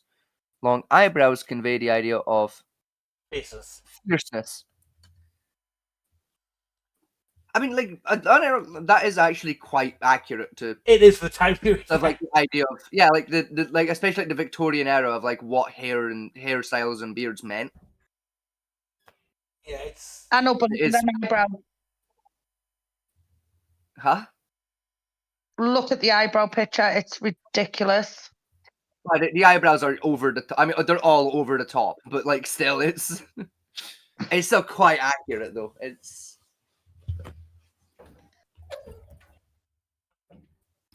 Blue Bloods is a decent show. I like it. I've only watched 2 episodes of it, so I think we're going back through it. Fair enough. I was always more into Rookie Blue growing up. When it came to the police procedurals, I thought Rookie Blue was pretty good. Although, to be fair, granted, I only did watch a couple episodes of Blue Blood, but I've seen a lot of stuff through YouTube shorts. But my go-to show to watch was Chicago PD. I said when it comes to police procedurals, my go-to's usually these days the Rookie. because the Rookie's actually really good. That's fair enough. The Rookie is like, from what I've seen, like from like shorts, the Rookie seems like a really good show. It is. It's really good. I probably it used to be on like you could get like watch it like on Amazon that, but now it's only like Disney now. I feel bad for all the shit that Nolan has to go through though. I'm biased towards the Rookie because I am a huge fan of Nathan Fillion, the actor who plays Nolan in the show. Like, I'm a big fan of him. Like, I'm a little biased, but fair enough. At the same time, it's really good. The show, no one almost gets kidnapped on his honeymoon or something. Yeah, that happens. The problem is, if you talk to a lot of people about him, everyone says he's an absolute cunt to work with on vaccine. See, the thing is, like, I've heard that myself. Like, there's like a lot of actors that have worked with Nathan Fillion that says he's a cunt. But also, like, I tend to find as well, like, with the actors that say Nathan Fillion's a cunt, a lot of other actors say the same thing about those actors. Yeah. You know, like, I tend to find the only people that ever say Nathan Fillion's a bitch to work with are people that get accused of being cunts to work with. I gotta piss. I'll be right back. Yeah. The main one they did if I remember, is the one he did with the we played the writer. Yeah, Castle, yeah. And the woman he worked with on that one, she's the one who brought most nature of the allegations about him being, you know, that type of stuff, and it's an absolute twat to work with. Yeah, I mean, with the sex pest allegations, I think she can, frankly, suck lemons. Like I know a lot of like the directing team and that for Castle like didn't like him. But most of their complaints came from he kept like suggesting rewrites to the script that he thought were better ideas. Yeah. And like basically just kept shutting him the fuck down, which is like, look, we don't have time to rewrite it, just say the lines. One thing about Castle was it's doing alright until the point where he vanished for 6 months. Then turned back with no memory, started investigating and found he started rampant memory like, oh, I was kidnapped by the CIA to run a special CIA psyop. Yeah, it was around there where the show really it fell apart at the same time like Sherlock fell apart, where the main character fucks off for 6 months. Yeah, it's like what's called fuck me, the time skip journey. Yeah, it's like I mean I can give you one piece of evidence that I have that like Jane makes me believe most of the allegations against Nathan Fillion are horseshit. Nathan Fillion is the only actor I'm aware of that's like a Hollywood celebrity that is appeared in a fan-made film at a reasonable price and had no complaints put against him by the production team of that fan film. Yeah. What are we talking about? We're still talking about Nathan Fillion. Because like Nathan, a lot of people don't know this. Nathan Fillion was in a fan-made film about Uncharted. He played Nathan. He played Nathan Drake in a fan film about the Uncharted series. Yes, he did. And it's really good. Like I think it's on YouTube still. But the production team that made that fan film, they've gone on record several times as saying Nathan Fillion was the single nicest guy they'd ever fucking worked with. The biggest problem Castle had was to try to do like a retake of Murder She Wrote, and oh fuck, what's the name now? I'll say it wasn't Murder She Wrote, because like with Murder She Wrote, like Jessica Fletcher wrote books about murder and happened to be a murder detective. Yeah. Right. With Castle, he's a murder author whose books keep coming true. Oh, I'm trying to think. What's her name? Miss Marple. I'll give you Miss Marple. It was very Miss Marple-y. No, basically nosy guy gets involved and solves murder. But again, Castle's idea of like how it solves murders, right? Did come to like some ideas like start off with the story first. Why does the story not make sense? Mm-hmm. That way the evidence can then move around the story. Why did the person commit murder in the first place? Do you know what I would have done if I was Castle? Right, like especially around like maybe the 4th episode where the 4th book in a row came true as a murder. Yeah. I'd just start ending the books with, and then the killer turned himself in to the police. No, tell you what. Fucking that problem solved. Tell you what it was. Jonathan Creek. Yeah, it was very like Jonathan Creek. Dawson's Creek. Quite similar to that too in a way, but I don't know if this version of Jonathan Creek. Yeah. I did love that show though. Jonathan Creek. I wasn't big on it. It wasn't for me. I was like when it came to creek-based shows, I was more of a Dawson's Creek fan. Then it wasn't that great. Like Dawson's Creek was I at best.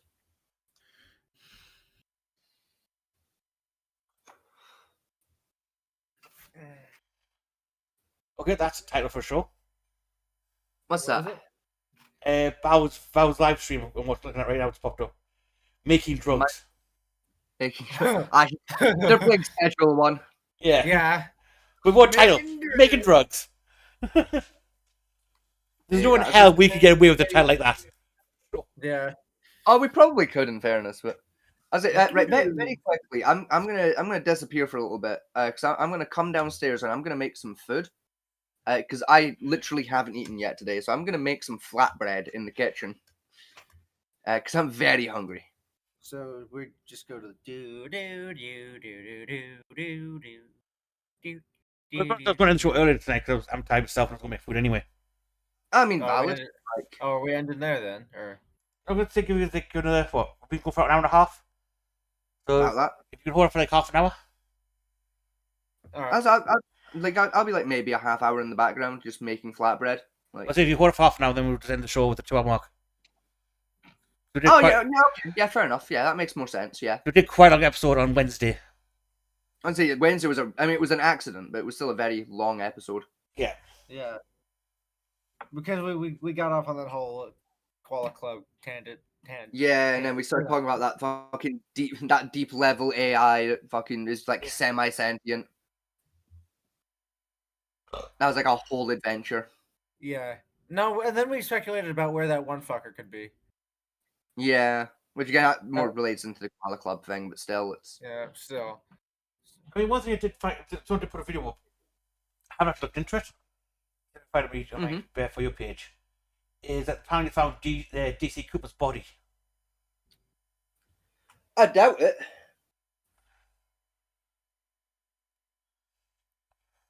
I mean, given there's less than no evidence that DC Cooper died, I doubt it. Granted, there's no evidence that he survived either, but still.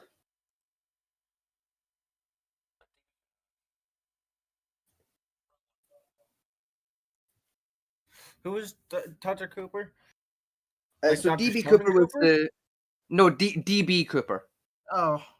DB Cooper was the very famous guy that like robbed that plane of like fucking, I mean, it was like $5 million or some shit, and then hopped out of it with a parachute and disappeared. Yeah. Yeah, like really famous like story. So it was like unsolved crimes. Yeah, it's like basically the only part of American culture that's actually vaguely interesting.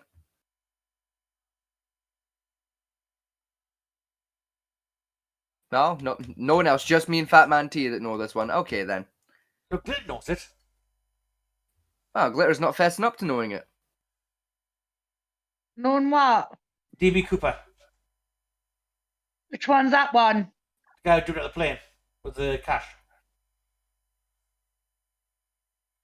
No, the guy like it was the guy, DB Cooper. He robbed the plane. He had like a couple $1 million or some shit. Hopped out of the plane with like the parachute, then disappeared into the ether forever. Oh yeah, okay, yeah. I didn't know his name. Yeah. Okay, so literally the only people that know about the American crime are the British ones. Awesome. The American guy of the show doesn't know about the like second most famous American crime ever. I don't think it's DB Cooper. I think it's another guy that apparently disappeared during the mob scene. And everyone's been trying to find his body. Yes. It's that guy trying to find his body. I know vaguely the guy you're on about, but I don't remember his name. I don't remember his name either. When I see his name, I know exactly who it is. But I can't for the love of me remember the name of the top of my bastard head. I'd probably be the same kind of way, to be fair. Like, if you gave me a name, I'd probably instantly go, oh, fuck, that guy. But, like... Try to find this way. Send me his name.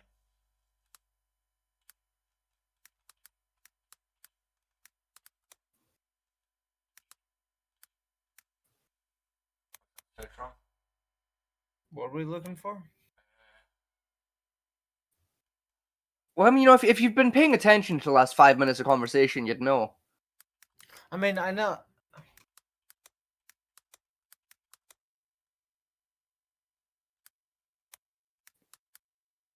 It was a guy that we can't remember the name of that disappeared during the height of the Mobland wars, out in Chicago and shit.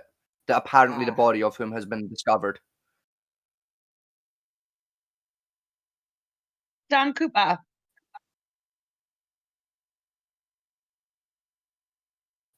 Possibly. No, it is. I'm on the website. Is it Dan Cooper? You said? Yeah, Cooper. That's it. Yeah. Cash to buy a one-way ticket on flight 305 bound for Seattle, Washington. Thus began one of the greatest unsolved mysteries of FBI history. Cooper was a quiet man who appeared to be in his mid-40s wearing a business suit with a black tie and white shirt. He ordered a drink, bourbon and soda while the flight was waiting to take off. A short time after 3 p.m., he handed the stewardess a note indicating that he had a bomb in his briefcase and wanted her to sit with him. The stunned stewardess did as she was told, opening a cheap, attached case. Cooper showed her a glimpse of a mass of wires and red-coloured sticks and demanded she write down what he told her. Soon she was walking a new note to the captain of the plane that demanded 4 parachutes, a $200,000 in $20 bills. That's D.B. Cooper. Yeah, that one was D.B. Cooper. Yeah, Dan Cooper. Yeah, that's the guy we're about.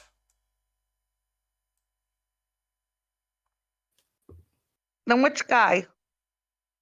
I can't remember his name. He's the guy who basically was disappeared by the mob, supposedly, and everyone's been trying to search for his body. And it's believed to be hid in the baseball or football stadium. What era was this? 1940s, I think it was. So it was maybe 60s?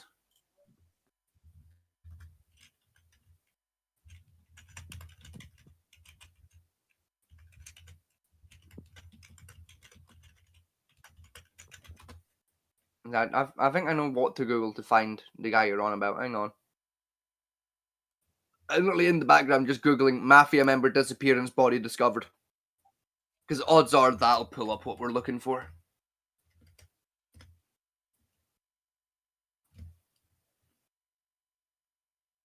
John Favreau. Jimmy Hoffa. That's a tougher. Right, oh wow, there's like a 2-second delay on the mic. Holy shit. That's a delay and a half.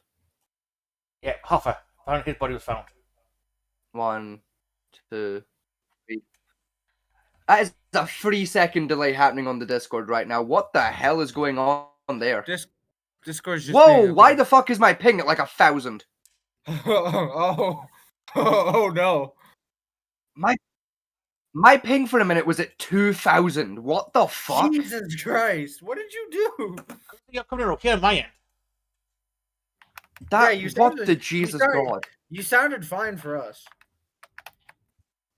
Yeah, no, I was getting a full 3-second delay on Fat Man T coming through on my end. Because I was hearing Fat Man T say shit downstairs, and then I'd hear it through the Discord 3 seconds later.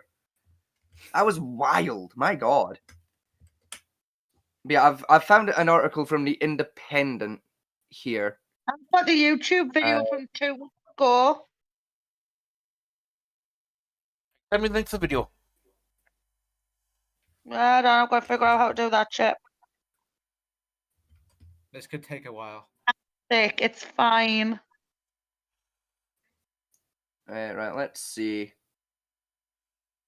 So, body of Teamsters boss Jimmy Hoffa may have been found buried next to Milwaukee Baseball Stadium by a search dog called Moxie. Non-profit Case Breakers Group says its year-long investigation led them to the former site of Milwaukee County Stadium.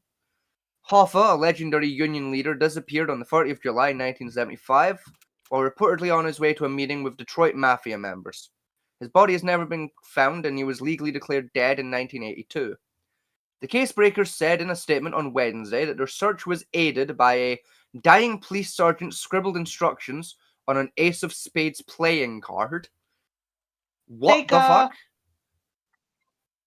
The group says it believes Hoffa's remains now rest beside a Little League field It's one built of next the to the biggest current MLB mysteries. stadium, American Family Field in the city. Independent sources in Free States convinced the volunteer investigators that CSI Forensics will reveal Hoffa's remains at a Little League field. Yada yada. Claimed that the body was moved from another location and secretly buried in 1995. The league field was built in 2002. Casebreakers say that they used a radar which was blocked by an unexpected clay layer that they say indicates a dig at the site had been hurriedly excavated and backfilled. The group then brought in a top cadaver dog named Moxie, with dog giving positive signs. Yada yada, yada yada, yada yada. Mr. Colbert said the next step is to work with local law enforcement and the FBI. String of searches. Yeah, basically they found the body where they think his body should have been, but they're waiting on DNA testing. Yeah. Is the report I have.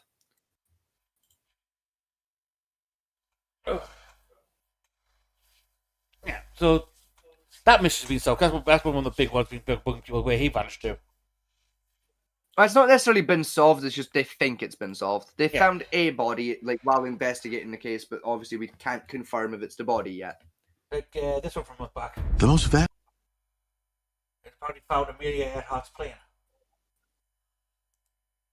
Tifa, you know, I hear that every couple of years where, like, they find a fucking Cessna on an island and go, it's Amelia Earhart, and it's like, oh, it wasn't again. Whoops.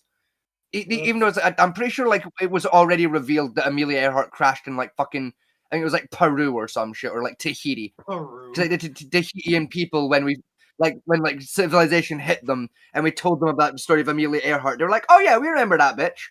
She was here. And I was like, we've known for fucking centuries what happened to the bitch, but, like, no one remembers for some reason. She was here. We ate her. It's more of like fucking, I think it was like Tahiti or some shit that, like, the people claim. They're like, yeah, she crashed here and, like, around the same kind of time period she would have been flying over, and we took her and she just lived out her life here because we didn't have boats and shit.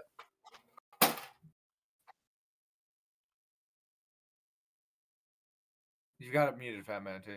and dedicated explorers may have finally solved the puzzle that captivated generations. One of our members, we're a membership organization, called me and said, hey, we got a theory about Amelia Earhart. To understand why Earhart's disappearance became such an enduring mystery, we need to appreciate who she was and what she represented in her time. Born in Kansas in '83, she had earned her path across the Atlantic. The 15-hour journey from Harbour Grace, Newfoundland to Culmer, Northern Ireland, earned her international fame and recognition. But Earhart wasn't content with this accomplishment either. She continued breaking records. The first person to fly solo from Hawaii to California, the first to fly solo from Los Angeles to Mexico City, and the first to fly non-stop from Mexico City to Newark. Her bold personality and distinctive look, leather jacket, short-cropped hair, and confident smile made clothing lines and wrote for Cosmopolitan magazine about women entering and planning her most ambitious journey yet. Circumnavigating the globe along the equator, a 29,000-mile route never attempted before.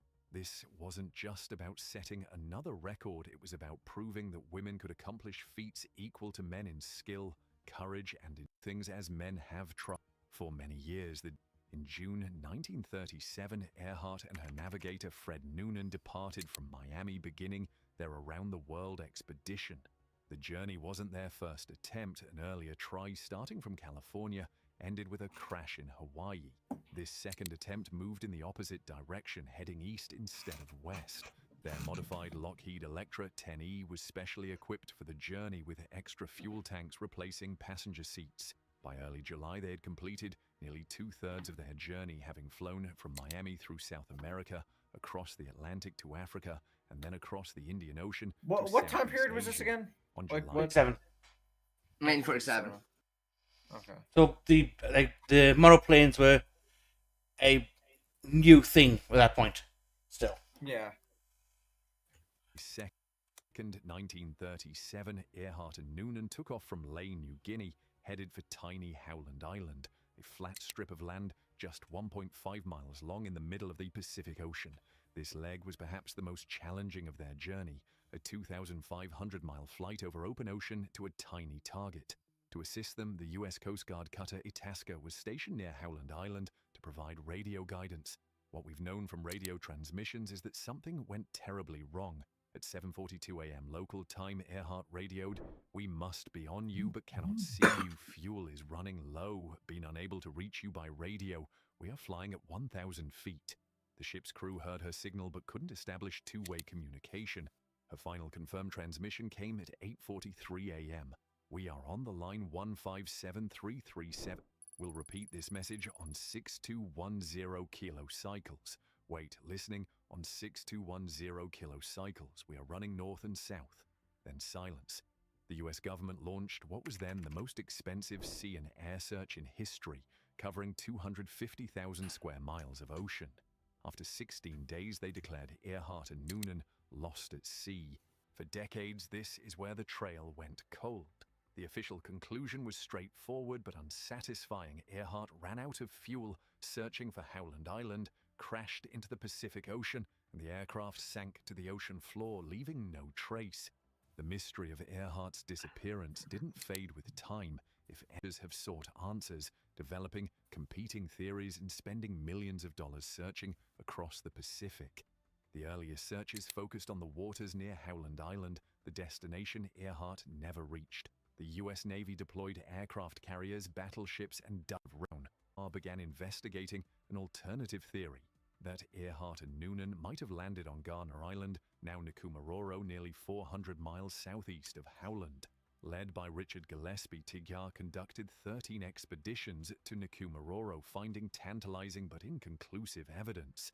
A piece of aluminum aircraft skin, plexiglass similar to the Electra's windows, a woman's shoe from the 1930s, and even a jar that might have contained freckle cream, which Earhart was known to use.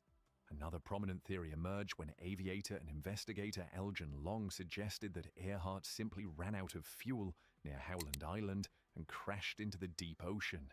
His 1999 book, Emilia, conducted 2 deep-sea sonar searches on Island, but found nothing conclusive. In 2012, oceanographer Robert Ballard, famous for discovering the Titanic, joined the search with his advanced underwater technology, but similarly came up empty-handed.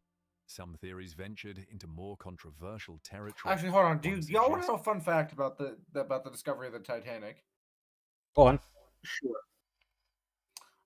It was actually the U.S. government that accidentally found the USS Titanic while they were looking for the USS Thresher that had gone down. Yes, we know. Looking for the what now? The what Titanic? It was the U.S. government that had accidentally found the USS Titanic. Try again. That accidentally found the Titanic while they were looking for the USS Thresher. Try again. It's the HMS Titanic. Okay, No, it's not the commissioned ship. It was on the USS. It wasn't the USS. It was the Titanic. It wasn't the commissioned ship. Yeah, it was just the Titanic. Because the British government had partially funded the building of the Titanic, they did have claims for it to be a HMS. It is essentially considered a HMS vessel, despite never flying the name tag of HMS. Oh, I didn't know that. It's same as Lusitania, because most ships, every ship generally built in Britain at that time was technically linked into naval service if need be. Yeah, the Titanic has a stronger claim than most, because again, the British government did partially fund it. Let's have the Lusitania as well. Yeah. But yeah, they were looking for a different ship, and they pretty much crashed into the Titanic. Essentially with their radar system. Yeah. A 2017 History Channel documentary, The News, found the photo had been published in a trilogy and methodology, but the same result, promising leads that ultimately led nowhere definitive. The lack of physical evidence, no wreckage, no human remains, kept the door open for continued speculation and searching. As decade about Earhart's disappearance, one particularly compelling explanation emerged in 2010 that would later prove crucial to the 2024 breakthrough. This theory, dubbed the Dateline Theory, was first proposed by Liz Smith, a former NASA employee and amateur pilot who approached the mystery from a navigator's perspective. Smith's theory focused on a simple human error that could have had catastrophic consequences: the failure to account for crossing the international dateline. During long flights, navigators like Fred Noonan relied on celestial navigation. On flight, the pressure of guiding a small aircraft across thousands announced a discovery that sent shockwaves through the aviation and archaeological communities. They had captured sonar images showing what appeared to be an aircraft resting on the ocean floor, potentially Earhart's missing Lockheed 10E Electra. The operation was led by Tony Romeo, a former U.S. Air Force intelligence officer and I mean, you say that, but like it is actually vaguely interesting information that kind of is contextually relevant to what the discovery is going to be. You know, he's telling you how they got to the answer and who got there before they tell you what the answer is, because that is kind of important. Deep-sea vision. Romeo wasn't just another researcher throwing his hat into the ring. He had assembled a 16-member team and invested significant resources into the search, including purchasing a $9 million underwater drone specifically modified for this mission. "I've been fascinated by the Earhart mystery since I was a kid," Romeo told reporters after the discovery. But this wasn't just about personal interest. We approached this scientifically. He has a nice beard. Using the Dateline Theory to search areas that had never been properly investigated. Just go and start a bounty out on the find the spirits in Lewis. 200 square miles of ocean I believe. west of I think it's up to like something like about 10 million or 20 million by now. Advanced Kongsberg Discovery It's something like that if you account for inflation as well. The team conducted systematic sweeps of the seafloor. Each dive of the unmanned vehicle lasted nearly 2 days, collecting terabytes of data from depth reaching 5,000 meters, where pressure exceeds 7,000 pounds per square inch. The breakthrough came when sonar images revealed an object with a distinctive shape approximately 100 miles from Howland Island. The object appeared to have dual tails and dimensions matching Earhart's aircraft. Romeo's confidence was palpable. You'd be hard-pressed to convince me they did a lot of an airplane and not what they called what made this that small bomber America used during the World War II. Oh, those went down around that area though, didn't they? In the area predicted by they did, yeah. But the twin-engine bombers were had indeed made the only ones that were probably went down over the ocean were either B-25s or exactly where the plane would have B-26 gone down after running out of fuel. Maybe a B-34 in there somewhere. Sonar images suggested the aircraft had made a relatively controlled water landing. The aircraft's signature that we see in the sonar image suggests she would have made every attempt to land the aircraft gently on the water, Romeo explained. This aligned with what experts believed an experienced pilot like Earhart would have done when facing inevitable fuel exhaustion. The discovery prompted immediate interest from major institutions. The Smithsonian's National Air and Space Museum expressed intrigue, with aeronautics curator Dorothy Cochran stating, "We are intrigued with DSV's initial imagery and believe it merits another expedition in the continuing search for Amelia Earhart's aircraft near Howland Island." However, the team knew that sonar images alone, while promising, weren't definitive proof. The next step would require closer examination of the wreckage using cameras and potentially recovering artifacts that could conclusively identify the aircraft as Earhart's. 5,000 meters. But that's first, not they sure. needed to rule out the possibility. Well, not what they were easily. seeing was something else entirely, perhaps a previously unknown geological formation or another sunken aircraft. The 2024 breakthrough and subsequent 2025 confirmation wouldn't have been possible without remarkable advances in deep-sea exploration technology. The hunt for Earhart's plane demonstrates how far underwater search capabilities have progressed since early attempts in the 1980s and 1990s. At the heart of Deep Sea Vision's operation was the Huygens 6000, an autonomous underwater vehicle, AUV, representing the cutting edge of ocean exploration technology. Standing 6 meters long and weighing over 2 tons, this yellow torpedo-shaped vessel operates independently once programmed and deployed, requiring. I mean, that's careful, orange, but constant continue. human guidance. What makes the Hugin 6000 special is its ability to maintain precise positioning at extreme depths, explained Craig Wallace, DSV's operations president, who personally supervised modifications to the equipment. Previous search technology simply couldn't handle the combined challenges of the depth, pressure, and area coverage this mission required. The vehicle's synthetic aperture sonar provided resolution 10 times greater than conventional systems, capable of distinguishing objects just centimeters in size, even at depths of 6,000 meters. This was crucial for identifying the characteristic shape of an aircraft that had spent nearly 9 decades on the ocean floor. The $9 million investment in this technology allowed the team to cover more ground more efficiently than any previous Earhart search. The drone could operate continuously for up to 48 hours, covering approximately 130 square miles of seafloor in a single mission, an area that would have taken weeks or months to survey with older technology. Data processing represented another significant technological hurdle.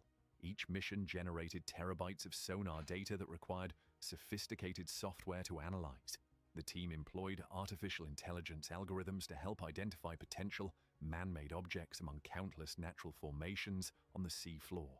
We're essentially looking for a needle in a haystack the size of Los Angeles, Romeo said during the search. Without AI-assisted analysis, we'd be reviewing sonar images for years.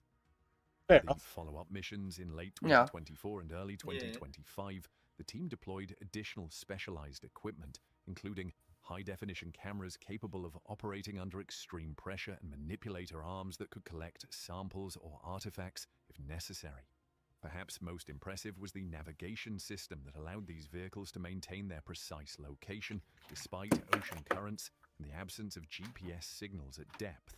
Using a combination of inertial navigation, Doppler velocity logs, and periodic surface communications, the AUVs could track their position within meters, even at depths of several kilometers. This technological revolution in deep-sea exploration didn't just make finding Earhart's plane possible, it's transforming our ability to investigate the least explored part of our planet. Earhart planes must be made of aluminum. Deep ocean. So 9 decades of the sea floor wouldn't damage it that much. 2024 was just the beginning of the verification process. Scientific rigor demanded multiple lines of evidence before declaring the mystery solved. Throughout 2024 and into early 2025, the Deep Sea Vision team and partner organizations conducted a series of increasingly detailed investigations of their find. The first hurdle came in November 2024 when follow-up sonar imaging initially suggested the object might be a previously unidentified rock formation. This temporary setback highlighted the challenges of interpreting sonar data from extreme depths. However, further analysis using enhanced processing techniques confirmed distinctive aircraft characteristics that no natural formation could explain. By December 2024, the team returned with more sophisticated equipment, including high-resolution cameras mounted on remotely operated vehicles, ROVs, capable of getting much closer to the seafloor object. These visual inspections provided the first actual photographs of what lay nearly 16,000 feet below the surface. When we saw the first images come through, there was absolute silence in the control room, recounted team member Sarah Chen, a marine archaeologist who joined the verification expedition. We were looking at what was clearly an aircraft with the distinctive twin-tail configuration of the Lockheed Electra. The aluminum skin had corroded, but the airframe shape was unmistakable. The visual evidence revealed several key identifying features consistent with Earhart's aircraft. I don't know. That tail design looks awfully like a B-30. 38-foot wingspan. But then again, the Landing B-34 gear was originally a correct, passenger and parts of plane the that was unique converted into engine-mounting a structures bomber. I mean, they're similar on the external, but it's the internal framage that gives it away between the two. Okay. They said skin's melted off. I was gonna say like, yeah, because I was confused because it's like the twin tail design isn't like unique to that aircraft, so that's what I was confused on. That was Yeah, no, it's basically the internal structural design that gives it away versus the just the fact it's got a twin tail. The Velcrafts had twin tails, but the internal diameter shape, the exact marking, internal markings inside, we're looking at the moment.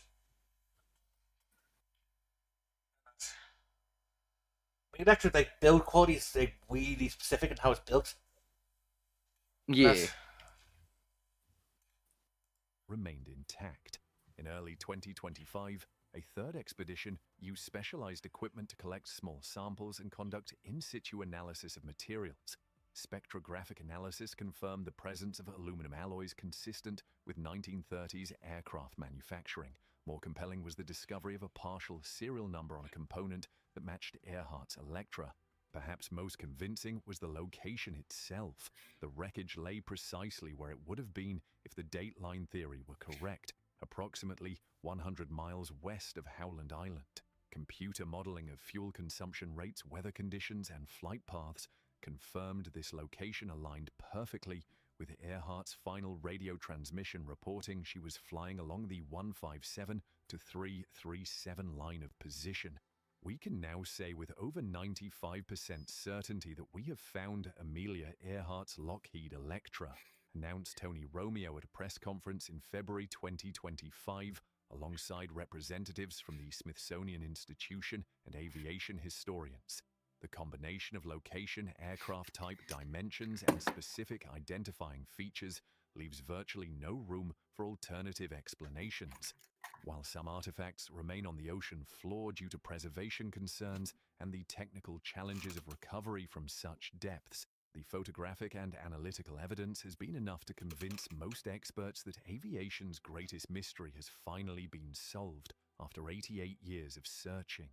While the deep-sea vision discovery garnered headlines and appeared to confirm the crashed-at-sea theory, another expedition was simultaneously pursuing a different angle.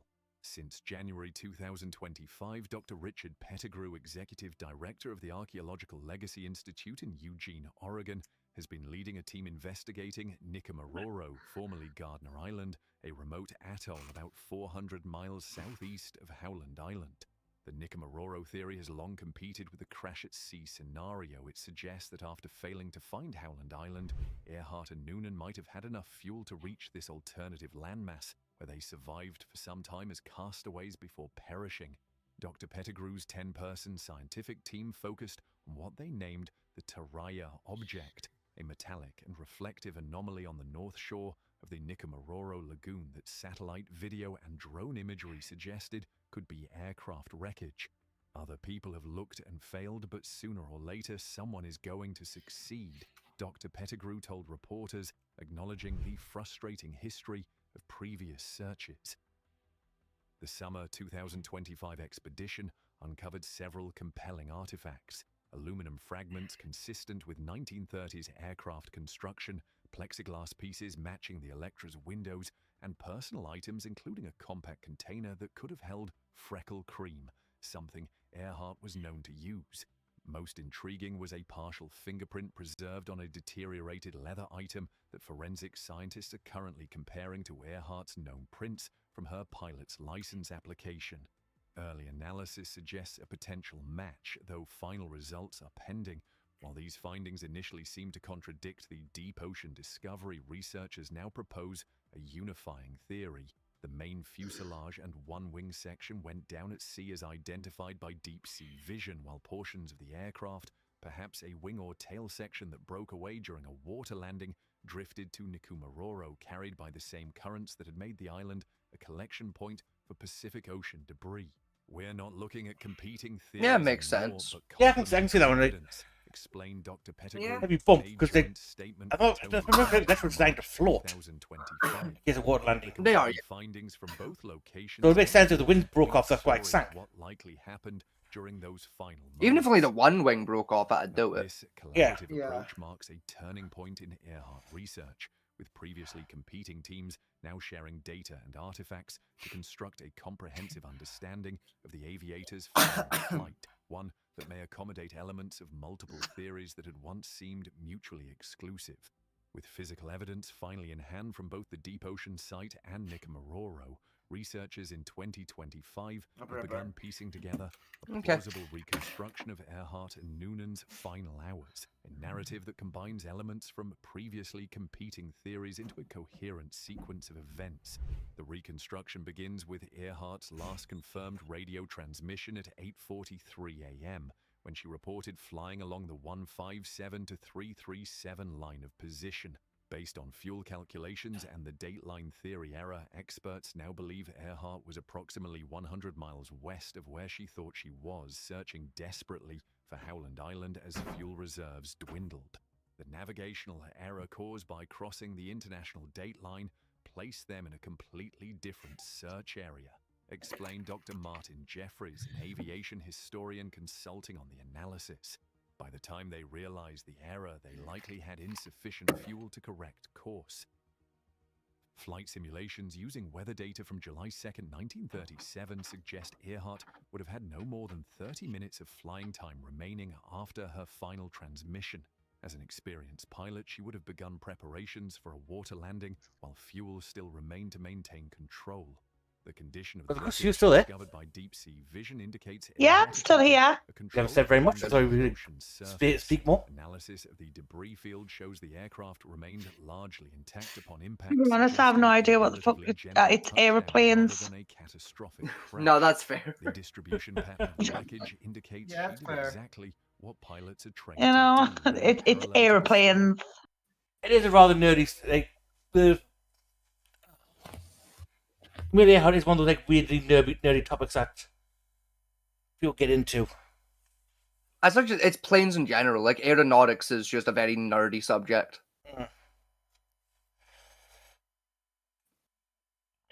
Oh, excuse me. Anyway, we've reached the 2-hour mark. I mean, like, obviously, she died. Oh yeah, she's very dead. I mean, You know, it's not suspicious. It's like, oh, she's been missing for all these years. Yeah, she died.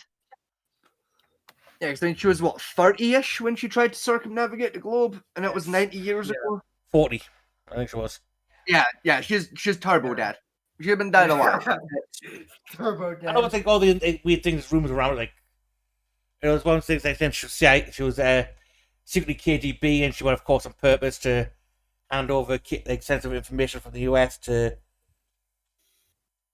Russia and all that. And you got like loads of weird theories going around about how she disappeared. Either way, she's definitely dead. She'd be 130 by now. Weather. I mean, she probably hit some weird weather thing. Plane went down. Bitch died. Solved it.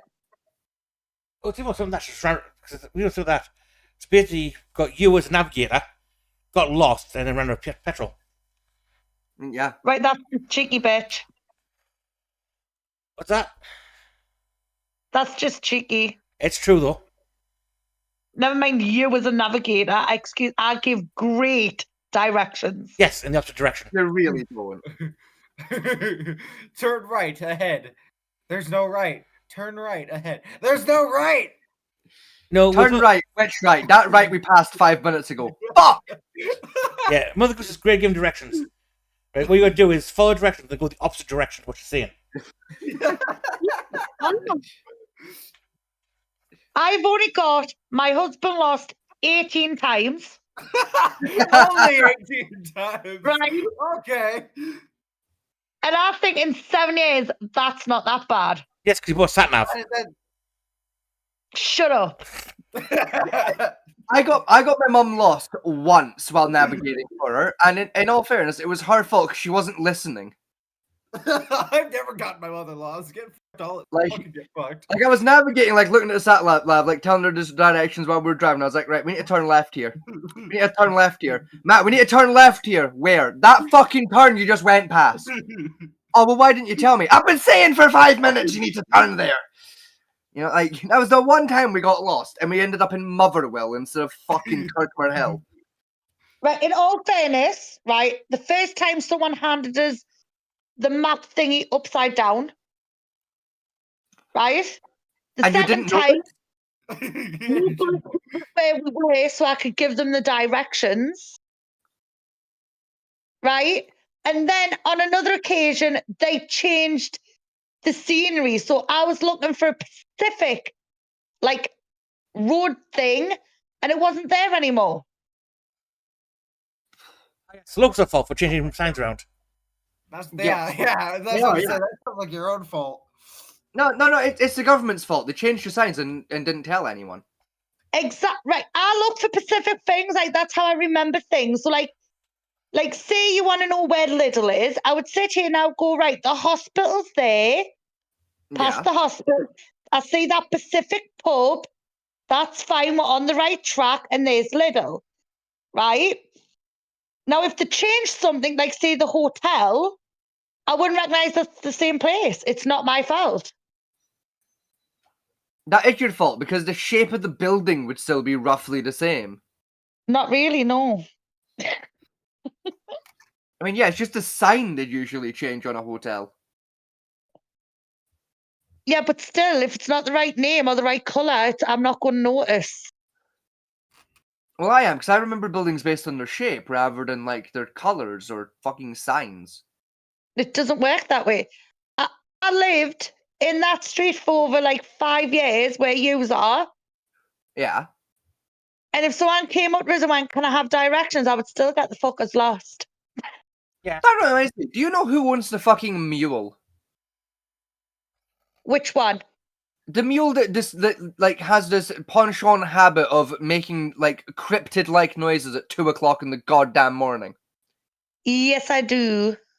Also, I don't suppose you can contact them and request that they've murdered a fucking mule for me. If you go up the allotments, he's got the biggest one. He's on the far right side. Right. He's got loads of horses. He owns 3 donkeys, geese, and all of that shit. And what he's had to do is he's had to separate the baby donkey because the dad donkey keeps trying to fuck it. Yeah, one of the donkeys, and I don't know which one, but every night at about 2:15 a.m. just starts making some cryptid-like noises, which is a problem because it's summer and I like to have my window open so I can breathe.